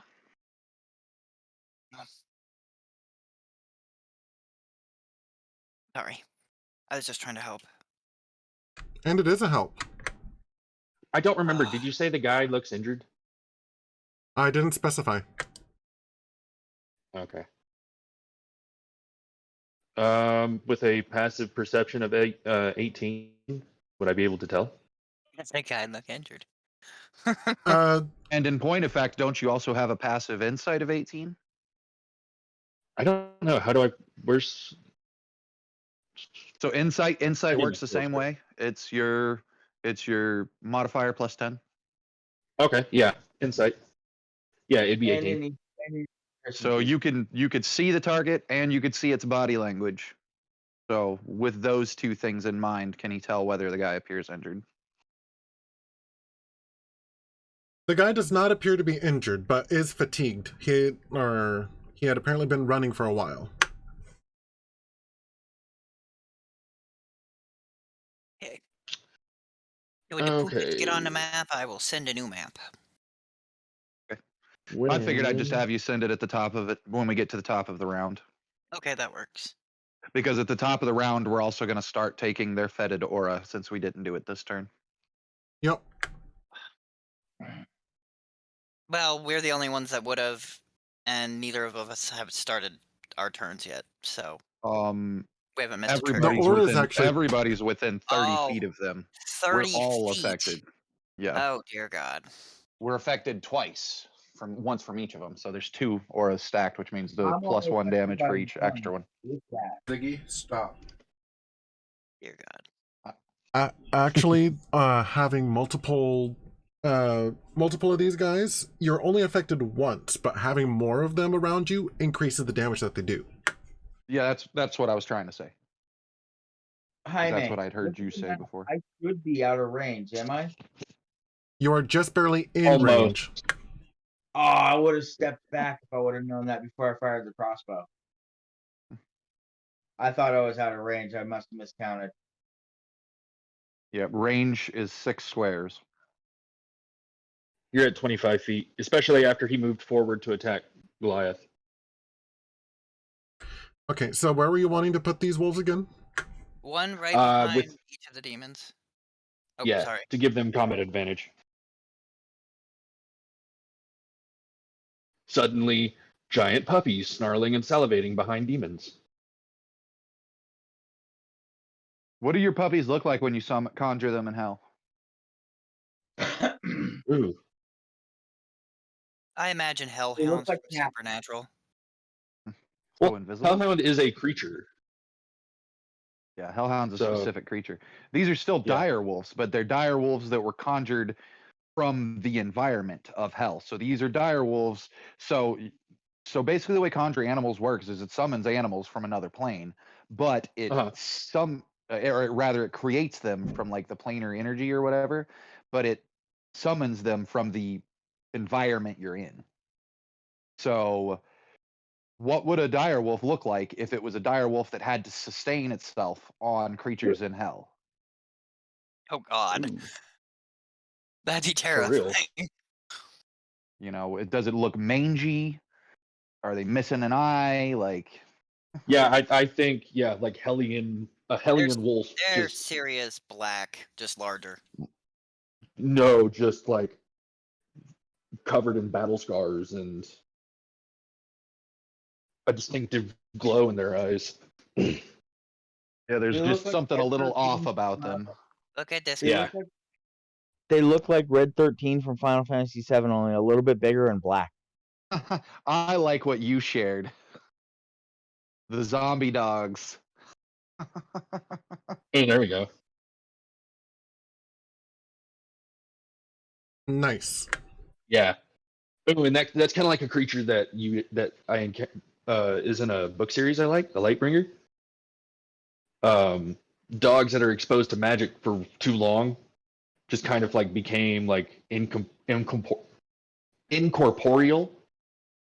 as they kind of like faded into the magic realm. But so they were just like floating teeth, and that's kind of what that reminds me of. Yeah, but I like that. Thanks to that statement, I figured out what my next lore drop's going to be. It's going to be just for the druid, and I'm going to do a lore drop on wild hunt hounds. Oh God. Oh god. Oh They're my. actually cool. They're also chaotic good. Ooh. Wild hunt hounds belong to high elves, the Eladrin. The Eladrin use them to hunt in the Fey Wilds, as opposed to hunting dogs in the modern world or in the normal world. These wild hunt hounds have fed on magical creatures and on magical waters forever. Like they've been bred, it's been bred into their bodies. Oh, guys, I gotta go. Groceries are here. I'll be back in about 10. Okay. Oh, dang it. You're the top of initiative. All right, Thurkir's turn. Take a bio. Oh, I was gonna say everyone take a bio. Well, once we get through the initiative. Yeah, We're because not through the in the- turn yet. we've got the commoner. Ah, the commoners before Thurkir? Yes. Wow. Okay, commoner, you've got demons attacking you. Some guys randomly showed up to save you and were pretty scary in their own right, and then summoned some pretty terrifying dire wolves to help them. How you doing?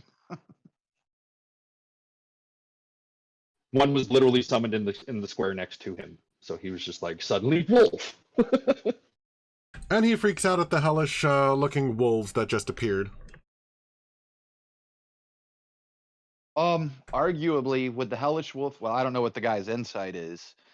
I guess so before I say that. But if the guy's got a decent enough insight, he'd probably recognize that the wolf's stance is protective of him because the creatures were summoned to protect him. Yeah. Okay, he's got a decent insight, so he'll just back up one square and not flee the scene. Yeah, I could see that being like like he just kind of scoots back a square.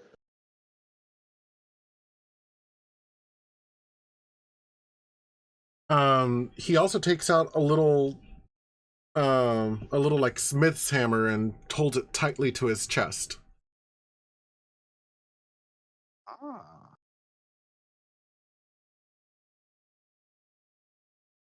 And then And he's basically acting defensively. It's Thurkir's turn. okay.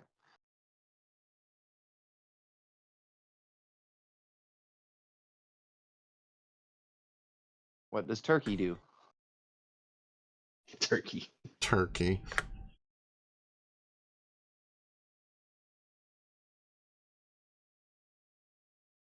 Well, he's going to use his bonus action to activate his planar warrior for one.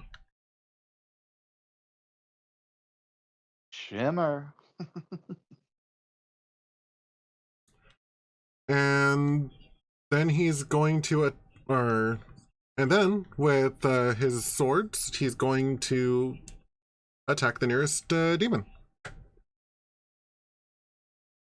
that the one fighting Goliath? Yes. Yeah.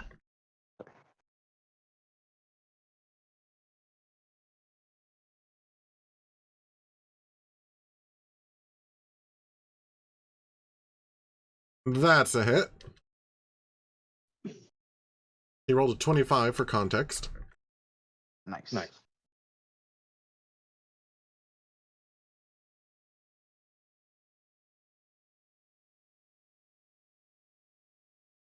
And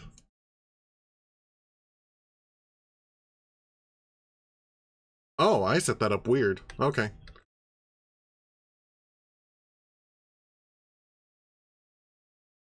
So 4 for the Kopesh.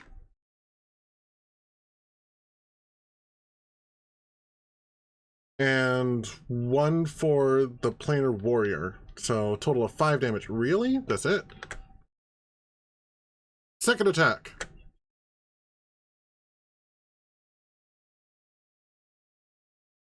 That is a miss.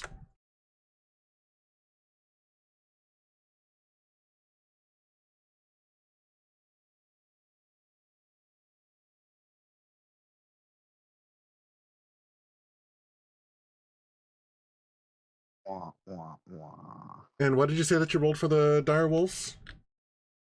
17.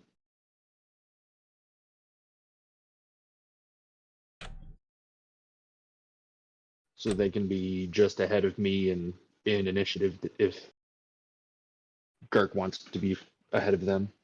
Okay. So I guess we're at the top of the initiative. When Goliath comes back, he'll have to make the save. Constitution save. Yeah. Okay. I am going to take advantage of the bio. I will be back. As am I. I need to use restroom. Okay.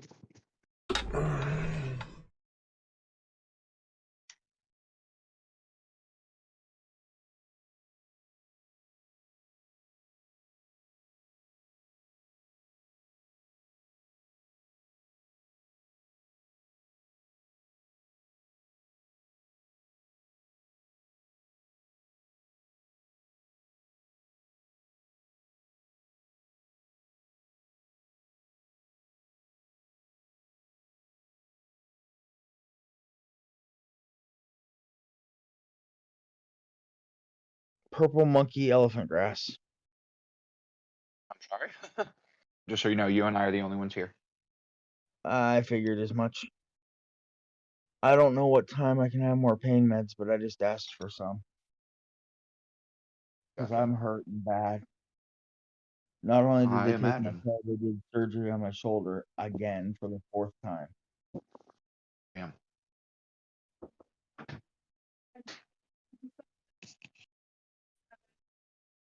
She gave them to about 4. Okay. All right. Is there anything else you need right now? I say I'm coming in a few minutes. No. Okay. I don't think so. I think I'll be alright. Okay, I'll see you. So I have an hour. Which works because we should be done gaming by then, I imagine. Well, no, she's gonna come in here in a minute and take vitals and stuff like that. But I have an hour till I can get pain meds. Yeah.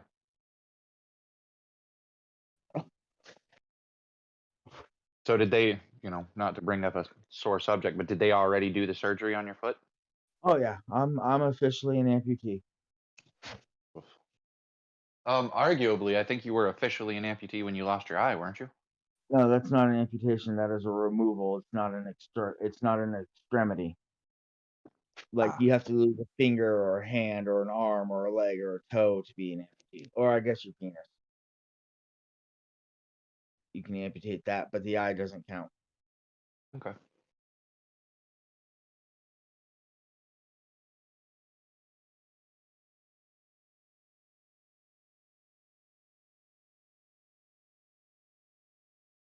I'm just tired of being sick, Carl. I know, man. I know. Like I said, my heart's breaking for you.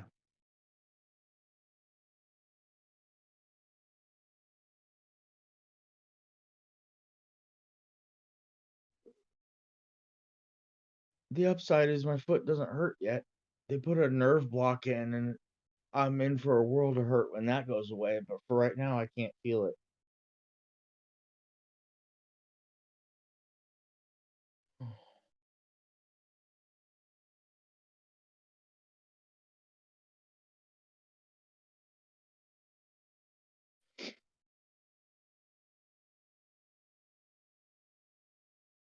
I guess I'd Well, rather then I lose would. part of my foot than my arms. I mean, yeah, I would assume so. I wouldn't want to lose anything, but if you had to lose something, at least it was only a toe.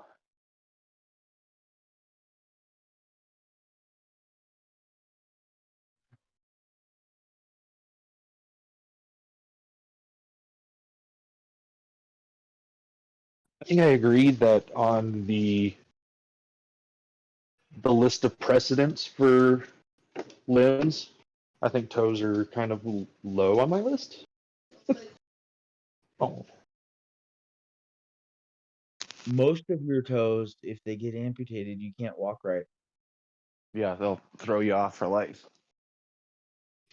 yeah. The toe I have Oh, doesn't work that way. which toe was it? Second toe. Second toe? So not the I know your big toe, big but toe the is one really right next important. to it. Yeah. So is your And pinky for toe. me, that's my longest toe. Your pinky toe will also throw off your balance.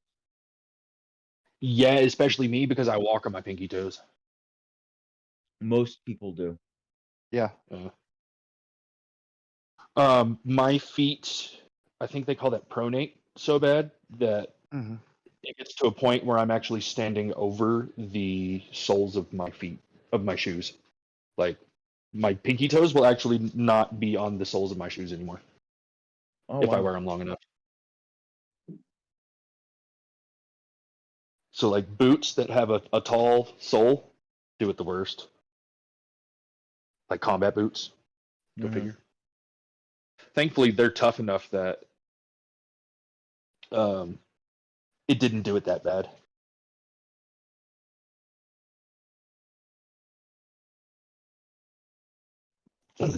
I'm also so flat-footed that my arch touches the ground. I don't know, How are man. you The most able to do flat-footed person I've ever seen is Kaylee. Who? That girl has sheets of paper for her feet. Ugh. Yeah, dude. I actually got told that there was a time when I would have been denied military service because of my feet, but they don't. They don't. Flat feet doesn't matter anymore. Oh, weird. They have ways to fix it. Insoles do wonders for flat feet if you need them. I've never really needed them.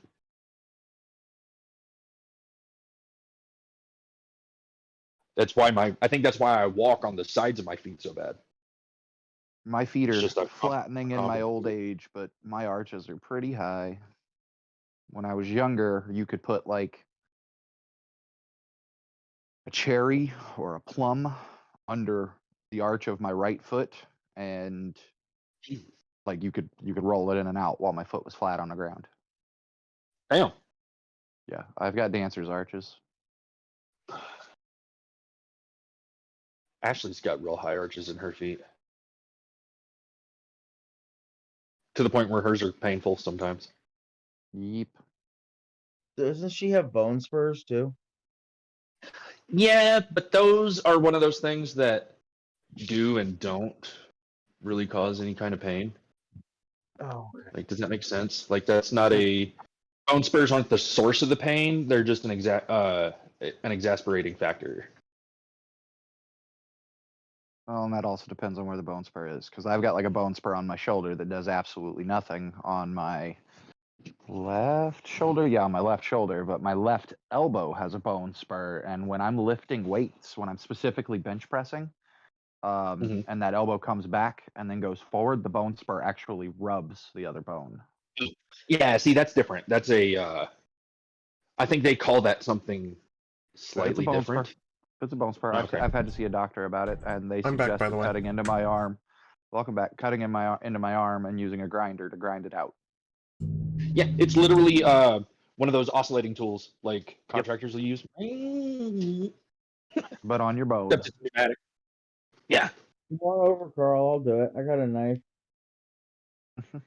let's whittle it. Oh no, I've got a electric sander with me. Wes, come back. It's been 10 minutes, damn it. Text him and Has just it? be like, "It's been 10 minutes. The fuck are you?"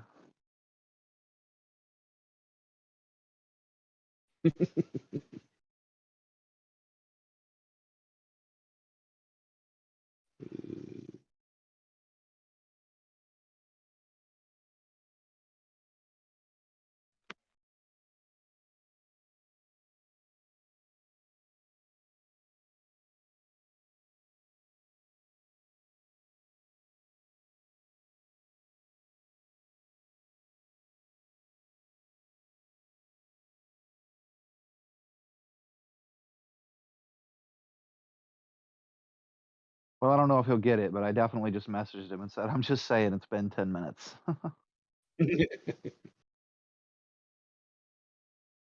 Well, he's got to deal with family and put groceries away. Mhm.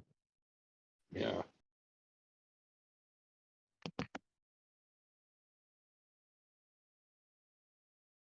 What's up, teams? Oh. Oh, whoa, whoa, whoa, whoa, whoa.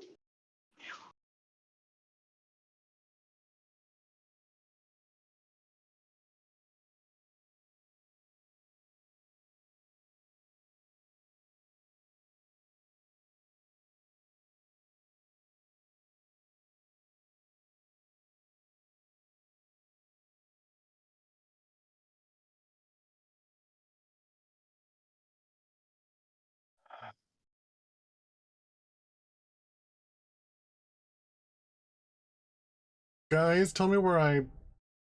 Oh wait, you can't hear me. Never mind.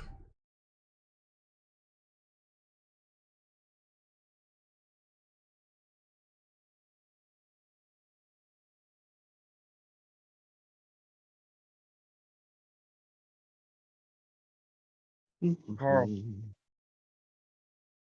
Yeah. how's the house looking? I mean, it's basically done upstairs. Oh, that's I good. think it looks good, but We gotta get the basement done. The basement has all the extra drywall and shit down there, so it's in the way of everything. Ah,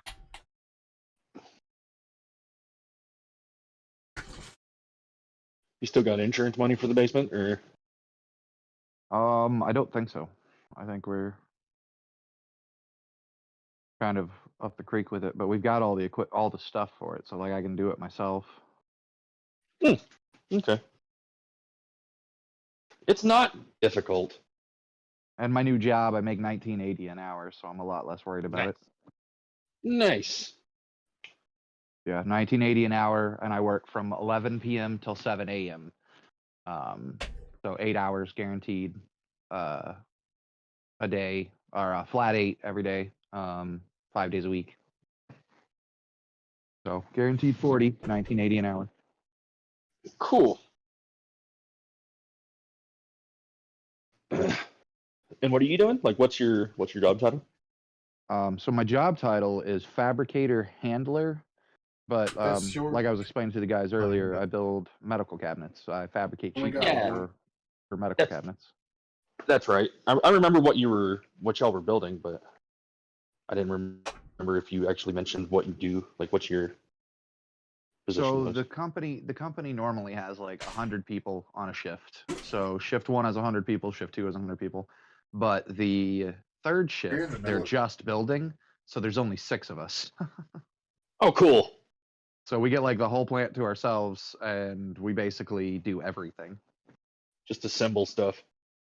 Yeah, well, we do right now we've been doing a lot of metal bending, metal cutting, and deburring, and then setting it up for the assemblers to assemble it. But before we're bender? done, yes, I'm a metal bender. That is in fact what I do. You're a machinist. No, yeah. No. Never mind. I'm done. I gotta get a good picture of this. Grubbo. Hey, look at me. Look at me. All right, Wes. What are you doing? What are you doing? Look at me. Hey. Well, I Hey. would say should we skip his turn, but I'd feel kind of bad when we got to the creatures and one of the creatures is attacking him.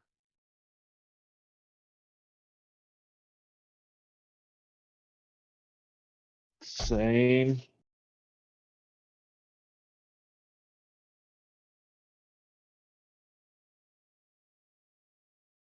And his phone is obviously not on Messenger because it's saying my message is sent to him, but he hasn't received it. Not even that he hasn't seen it, that he hasn't received it. So that means he's not currently logged into his Messenger.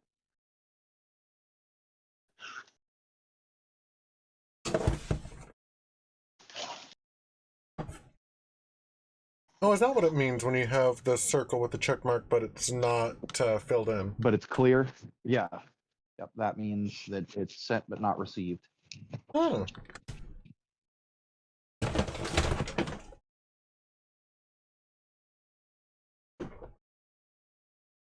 I'm fading, guys. Sorry, buddy.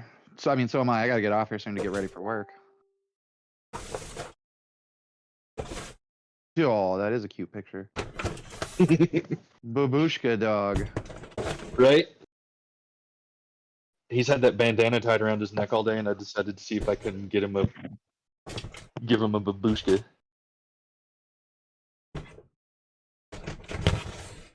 You know, I learned something the other day that is both the name of the headscarf and the granny that wears it.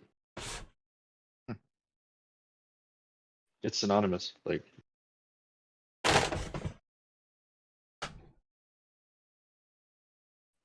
See, I knew that that was the name, or that was the word for grandmother, but I didn't realize that it was the name of the headscarf worn in that fashion.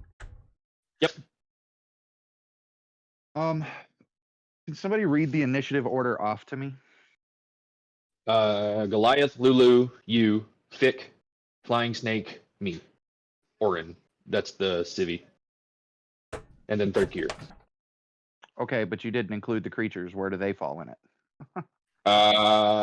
They are after you, but before Fick. and then the wolves are either right before me or after Fick, whatever, wherever they're gonna fit. That Fick, the flying snake, and the wolves all have the same initiative. Gotcha.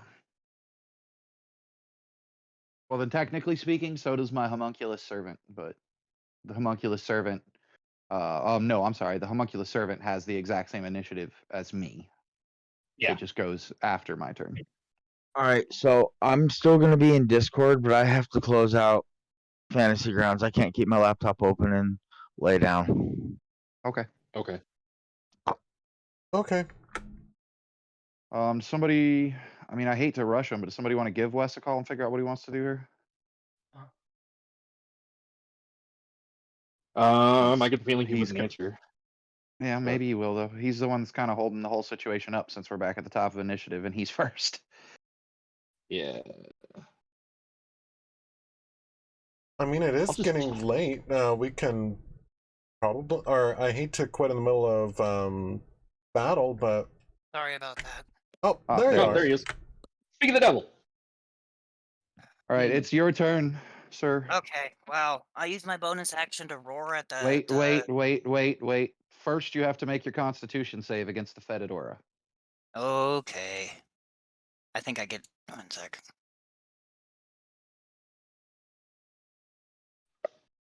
Something gives me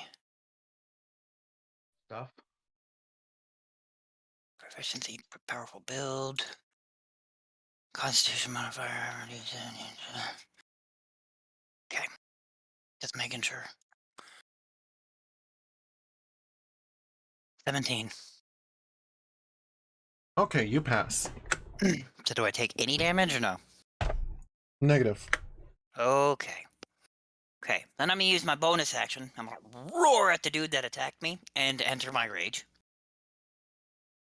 And then I'm gonna smash his skull in. Rolling. Gonna smash I his don't care what we skull have, in. just let me know what's picked. Okay. That's fine. Oh, did you like her little harmony there? Like that was kind of nice. Okay, so rage, melee attack. Okay, so this is Barely. the first attack, and that's number 2. Full. Does that hit? That is a hit. Okay, that's gonna do a whole lot of damage. It is accurately portraying their AC in the chat.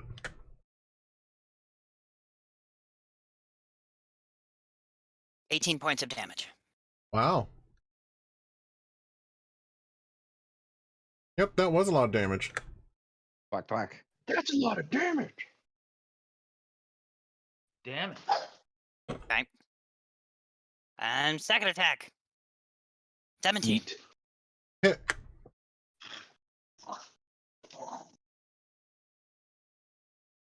$22 points of damage. The first one I 40 rolled. points of damage cracks rolled- down onto this creature. Yeah, I rolled 5d6 on the first one. I rolled 2 1s, 2 2s, and a 5. Oof. This time I rolled 6, 4, 5. So there's 40 points of damage. Swack, swack. Okay, yeah, it's dying. Like it's already unconscious? Yes.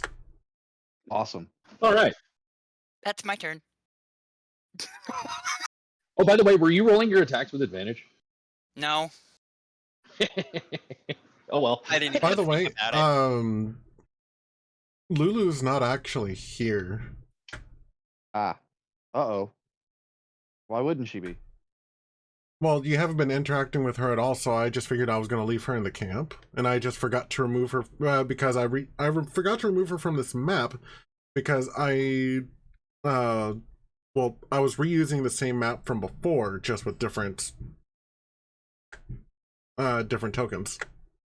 Gotcha. All right, so my turn then? Yes, no? Yes. All right, Constitution save. For a 21. You succeed.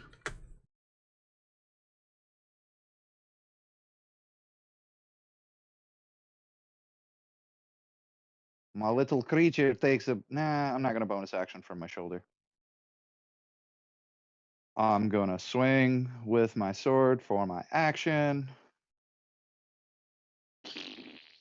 for a 14. That is a hit. Oh, it's a hit. Frick yeah.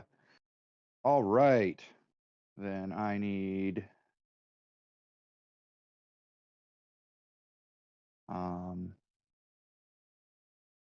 that's that much.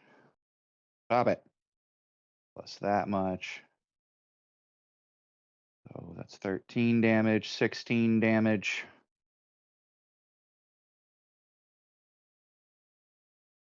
And 19 damage. Plus 3.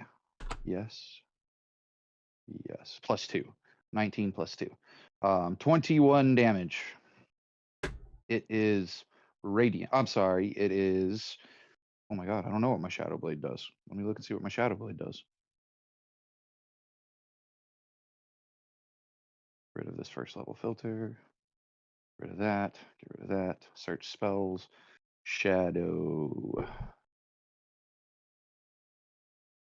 Blade.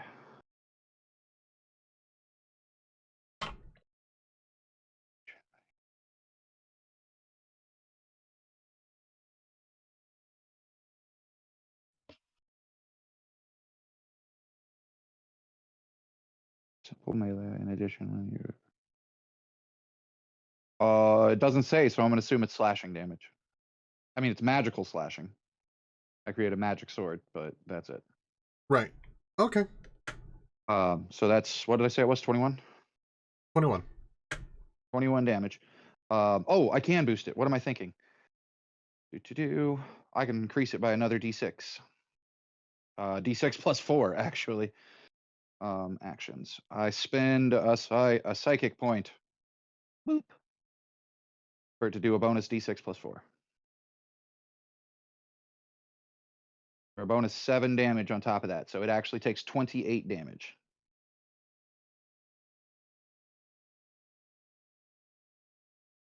As I drive this sword into it, how is it looking? Is it beleaguered? Does it seem like it's got a shit ton of hit points left? It is bloodied. All right. Then for my bonus action, I'm just going to use 2 weapon fighting. Oh, I didn't even roll combat with combat advantage on that, and I should have again. Dang it. I'm going to use 2 weapon fighting.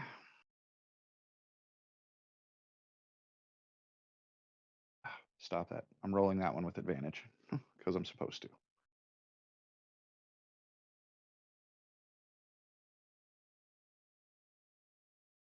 For a 19 against armor class.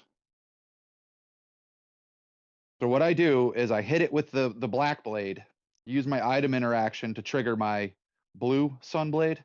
The blue sunblade, everybody in the party has probably seen, or rather did see Rowan with it.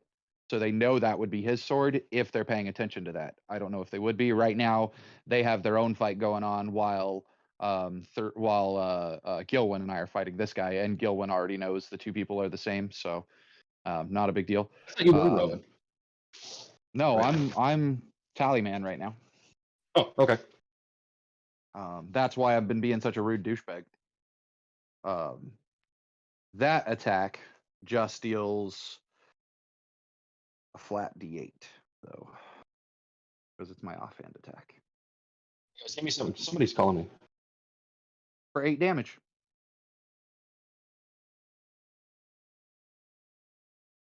Eight more damage. Yep.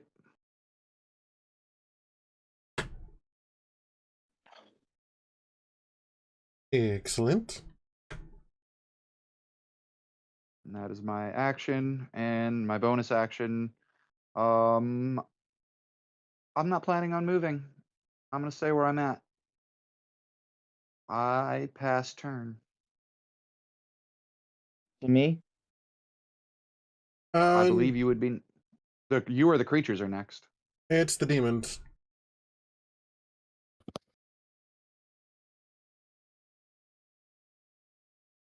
Well, the conscious demon. Right. So it is going to, or it is angry. It's taken a lot of damage. It doesn't want to stand for that. is going to attack Felix. Tallyman. Sorry, Rowan.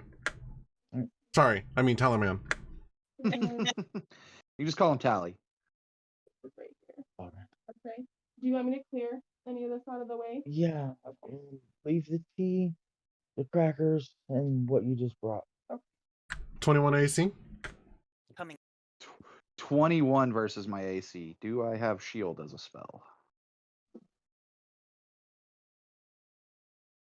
All right. There you It go. misses. Need anything over I there? cast Yeah. shield. I raise my AC to 25.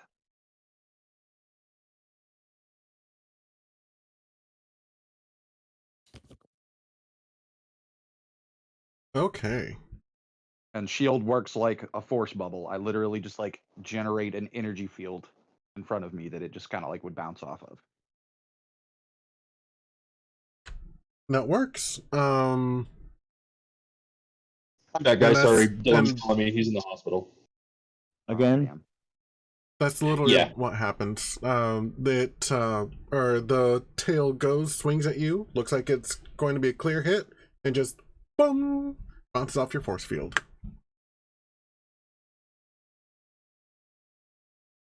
Demon. Let's see. It says it's unconscious. You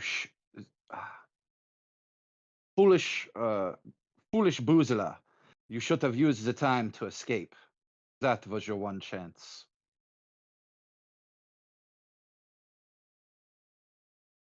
Okay. The unconscious demon makes its first death saving throw. And then I'll let it continue its turn.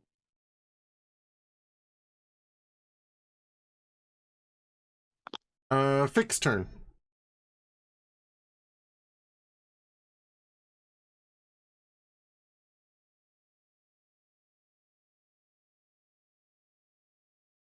It is fixed turn.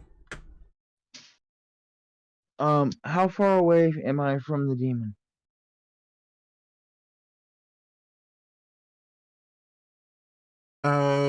There's only one that is conscious right now, and I believe that you are outside of its area of influence. Yeah, I know. I want to know if I can teleport to it using the dagger. Actually, I just measured. You are still within its aura of influence. So you'll have to start your Yeah, turn with a 30. Constitution save. You're gonna have to roll it for me. You failed the Constitution save. Okay. So you take 1d6 necrotic damage. That is 5. Okay. Well, since what I'm gonna do then is I'm gonna run up to it so that I get my advantage.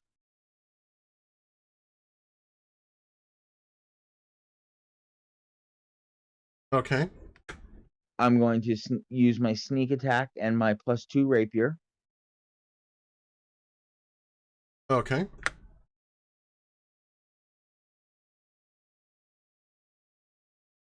And no, not booming blade.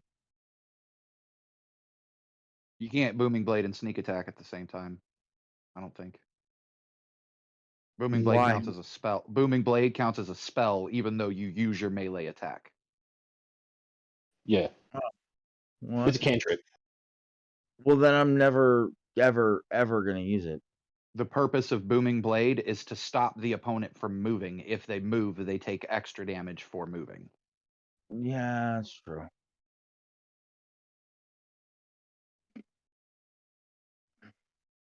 So, did I hit?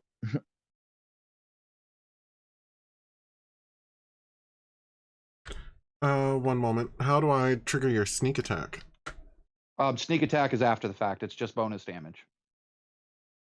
Okay.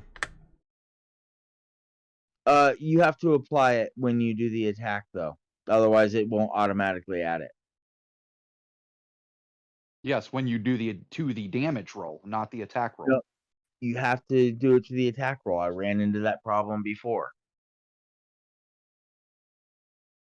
But that's what I'm saying. There is nothing to activate for the attack roll. You click to activate it and then roll the damage roll, so that they roll together. But if you do it before the attack roll, you would have to just reactivate it because it doesn't apply anything to the attack roll.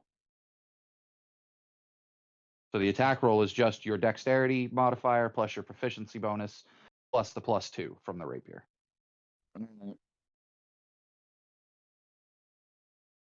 Either way, it is also unconscious now.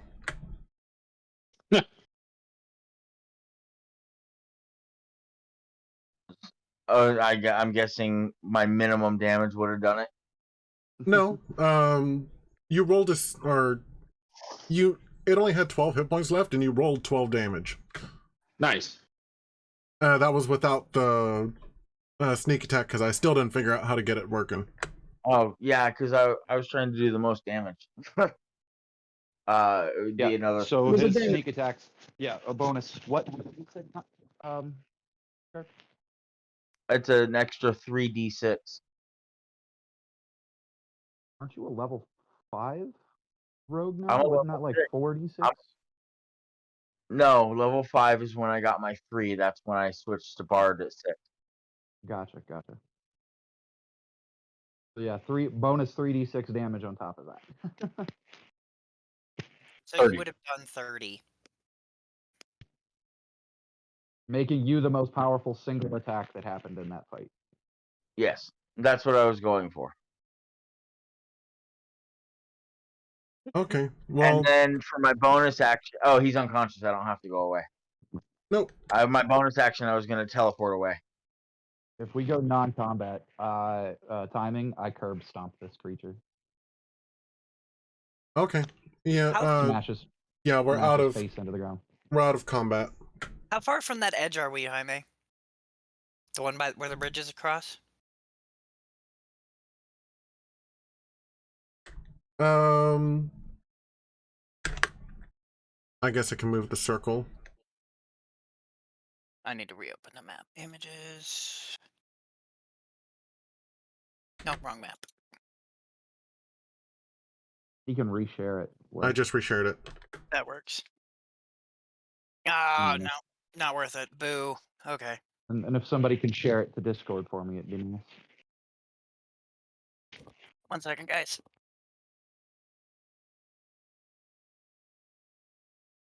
I assume he was not 1 seconding me, so if one I'll of be you right. guys can I'll be share it. right back. Okay. Oh. Well, we're probably wrapping up, Wes. But yeah, if somebody else can share.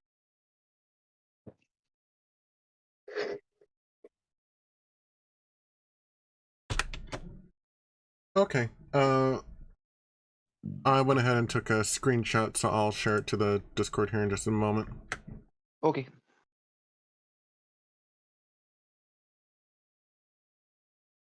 So, do any of you guys have HBO Max? Yes. Did you watch Peacemaker? Nope. Jason says it's the best thing DC has ever done. So people say, but that's actually shooting a pretty low bar as far as I'm concerned, as far as live action DC goes. He says all of DC video, including their animated stuff. And I can't believe that John Cena is a terrible actor. I agree with that, but he says he fits the role perfectly. Well, okay, he might fit the show role perfectly, but he actually sucks as Peacemaker from the comics. His version of Peacemaker is not comics Peacemaker. I haven't watched it yet. I haven't watched the show, but I mean, I've seen the Suicide Squad that the character's in. Right, I saw that.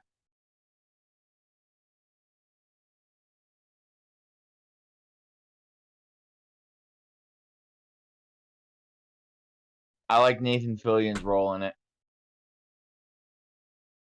I'm trying to remember who Nathan Fillion played in it. It has The been detachable kid. It has been what? updated into the wrong chat. Hold on. Oh no. The detachable kid. Oh yeah. I accidentally put it into my virtual hero server. Wah, wah, wah.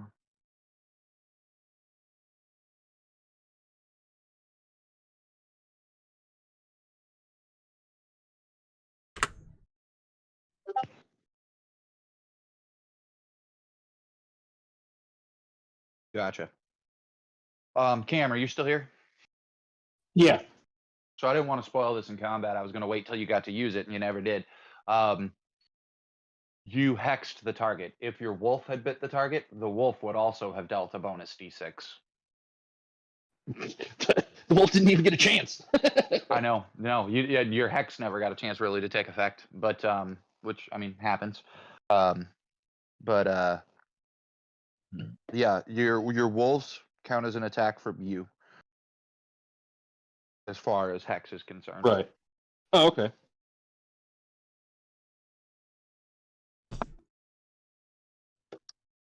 And in that way, because of your ability to summon multiple creatures, you could summon a bunch of tiny little weakling creatures, but massive amounts of them. Each of them does a bonus d6 if they hit their target. Yeah. I'm considering, like, I like my wolves, like it's my go-to, but there's like swarm of insects that does way more damage, and you can summon like 16 of them, Mm-hmm. and they can all fit into one square. And they all do each an extra d6. Yeah. Well, it's an extra d6 per attack that hits. So how many ever attacks? So your goal is to get as many. When you have hex out, your goal is to hit as many times as possible.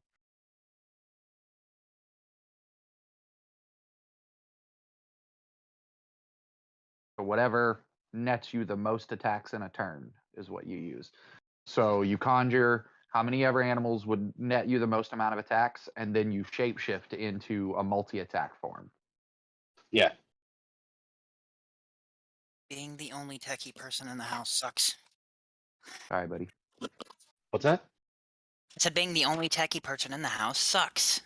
Oh. I can see that. Yeah. Did they try turning it off and on again? Well, the problem is the NBC app that they use, because we've got a Fire Stick instead of cable, the NBC app they use is garbage. So every time we go in, it boots them, and they can't get back in, and it's a hassle, and you have to sign in 4 or 5 times before the sign-in takes, and it's just annoying. Okay, what I was going to say, Jaime, is I planned on taking the demon, dragging him into the edge, and tossing a potion on him as I threw him down into the middle of the combat. But it's too far away, so I'm not going to do that. Yeah, you're definitely not a chaotic good character. I'm just chaotic. That's chaotic evil. That's Why? that's a. He's an evil You- creature. How is killing an evil creature evil? You're No, not killing an evil him, creature you're is- torturing him. Killing an evil creature is not an evil act. Resurrecting basically resurrecting a person just to kill them is an evil act. I wasn't. Yeah. He's not dead. I was just gonna You're send him using a down. you're using a potion on him to drop him off a cliff so that he's conscious when you drop him off a cliff. Okay. Yeah. That is not. Yeah, that is clearly definitely- not a good act. That is definitely evil. I didn't say it was good. Yeah, I didn't think it would be full on evil though. Okay. Well, it's too far away, so it's too much effort. Now that is chaotic thinking.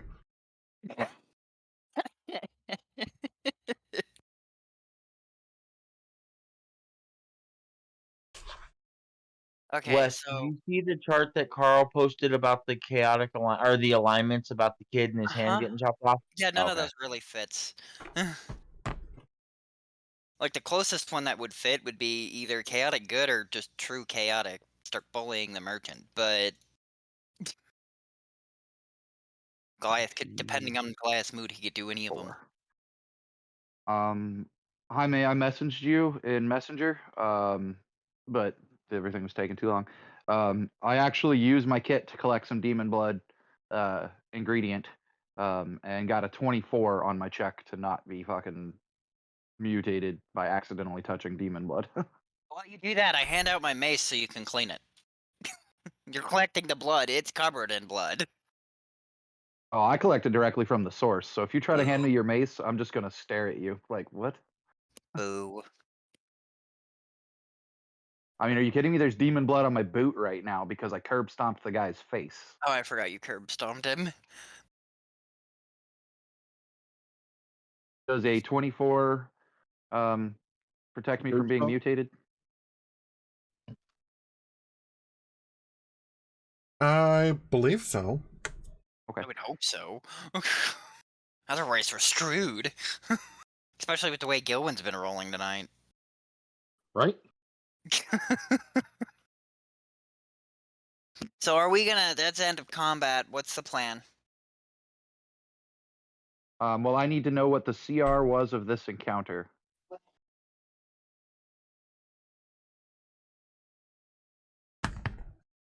Because I have to write a vial of CR whatever demon blood. Well, let's see. Both of these things are challenge rating 3, so Does CR work by adding them together in this system? I don't think so. Okay, then we'll say vial of CR3 demon blood.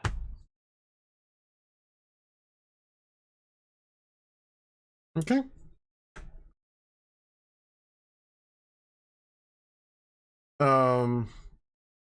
And and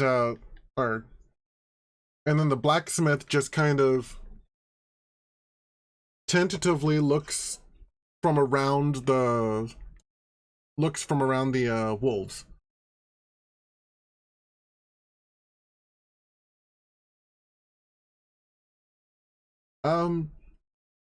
Hi?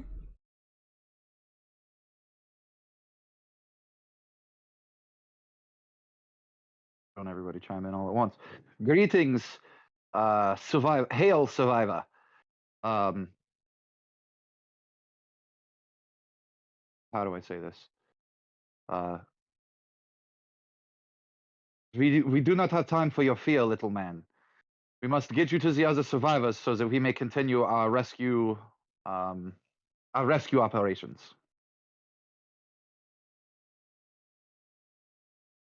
Okay.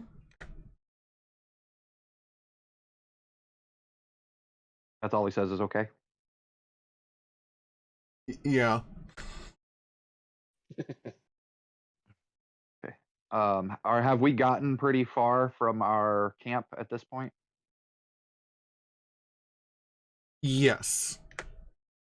Yeah, and we can no longer have the other party hunker themselves into the supply depot. I say we escort this guy back to the supply depot and tell him how to get to our quote unquote base from there. But I think we need to continue on our mission personally. So if everybody agrees to that, I would ask him if he knew where there might be other survivors.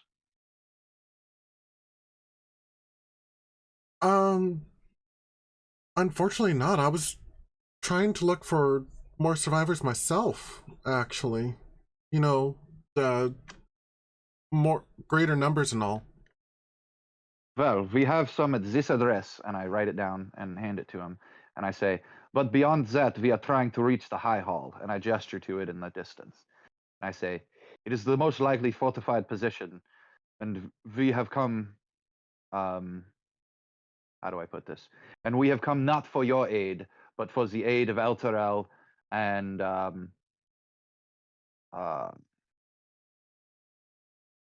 yeah, I would actually say it that way. For the aid of Elturel and Ravengard. Because specifically we're here looking for Alter Ravengard.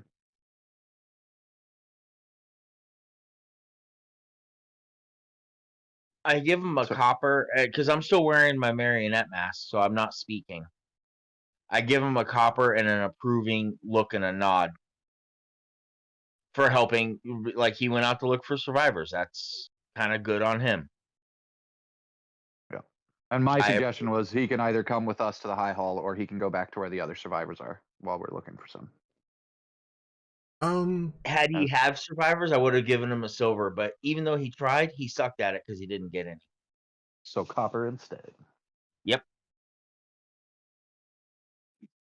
He takes the copper piece and it's like, if it's the most defensible, it'd be the safest, right? I should probably go to High Hall then. Yes, but we have not had the chance to secure the route. The choice is up to you. And if he seems like he's going to come towards High Hall, I'm not even going to bother escorting him back to the supply place to meet up Agreed. with the other survivors we found. But that said, I don't know if anybody else in the party would want to protect him, or, you know, in the case of Goliath, sling him over his shoulder and drag him back to the other survivors. Protect you. Is that- Stay quiet when I break legs. I suggest to him that maybe you should go back to the other survivors and protect them.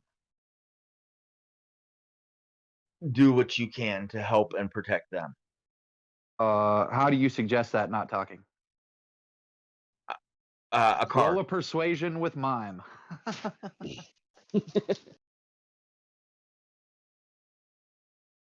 Yeah, Wouldn't it I'll just be do a it. performance.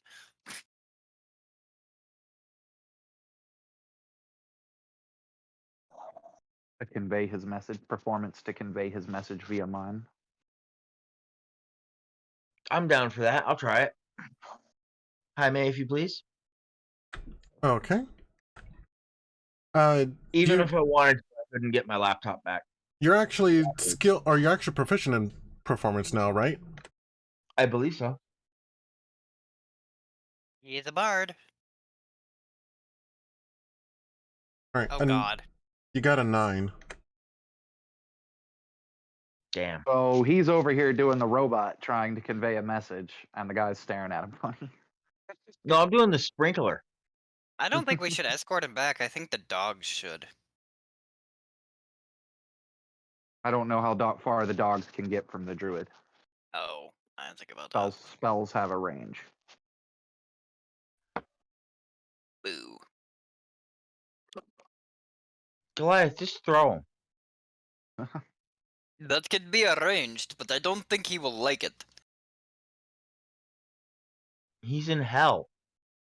What's the like? I mean, technically, Girk, you have the fastest movement. You could fly him back.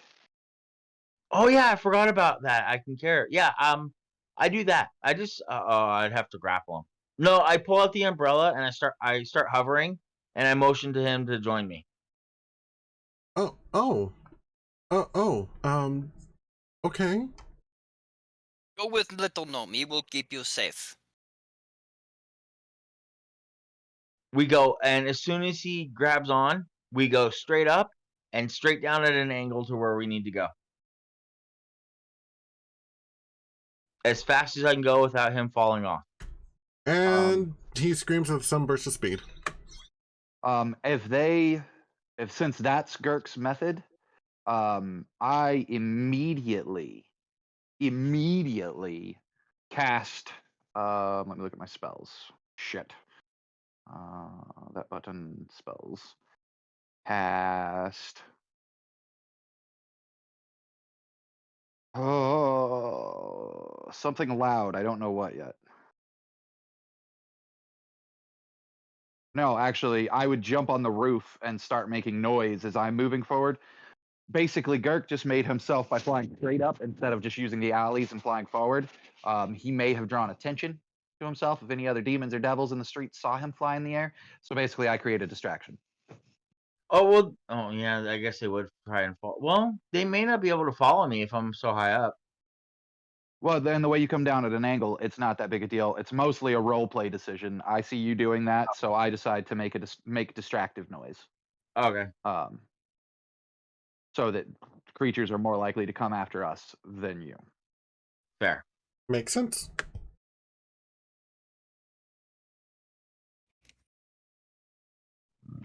You need Molly's one woman rave spell. I mean, I have my own disco ball now.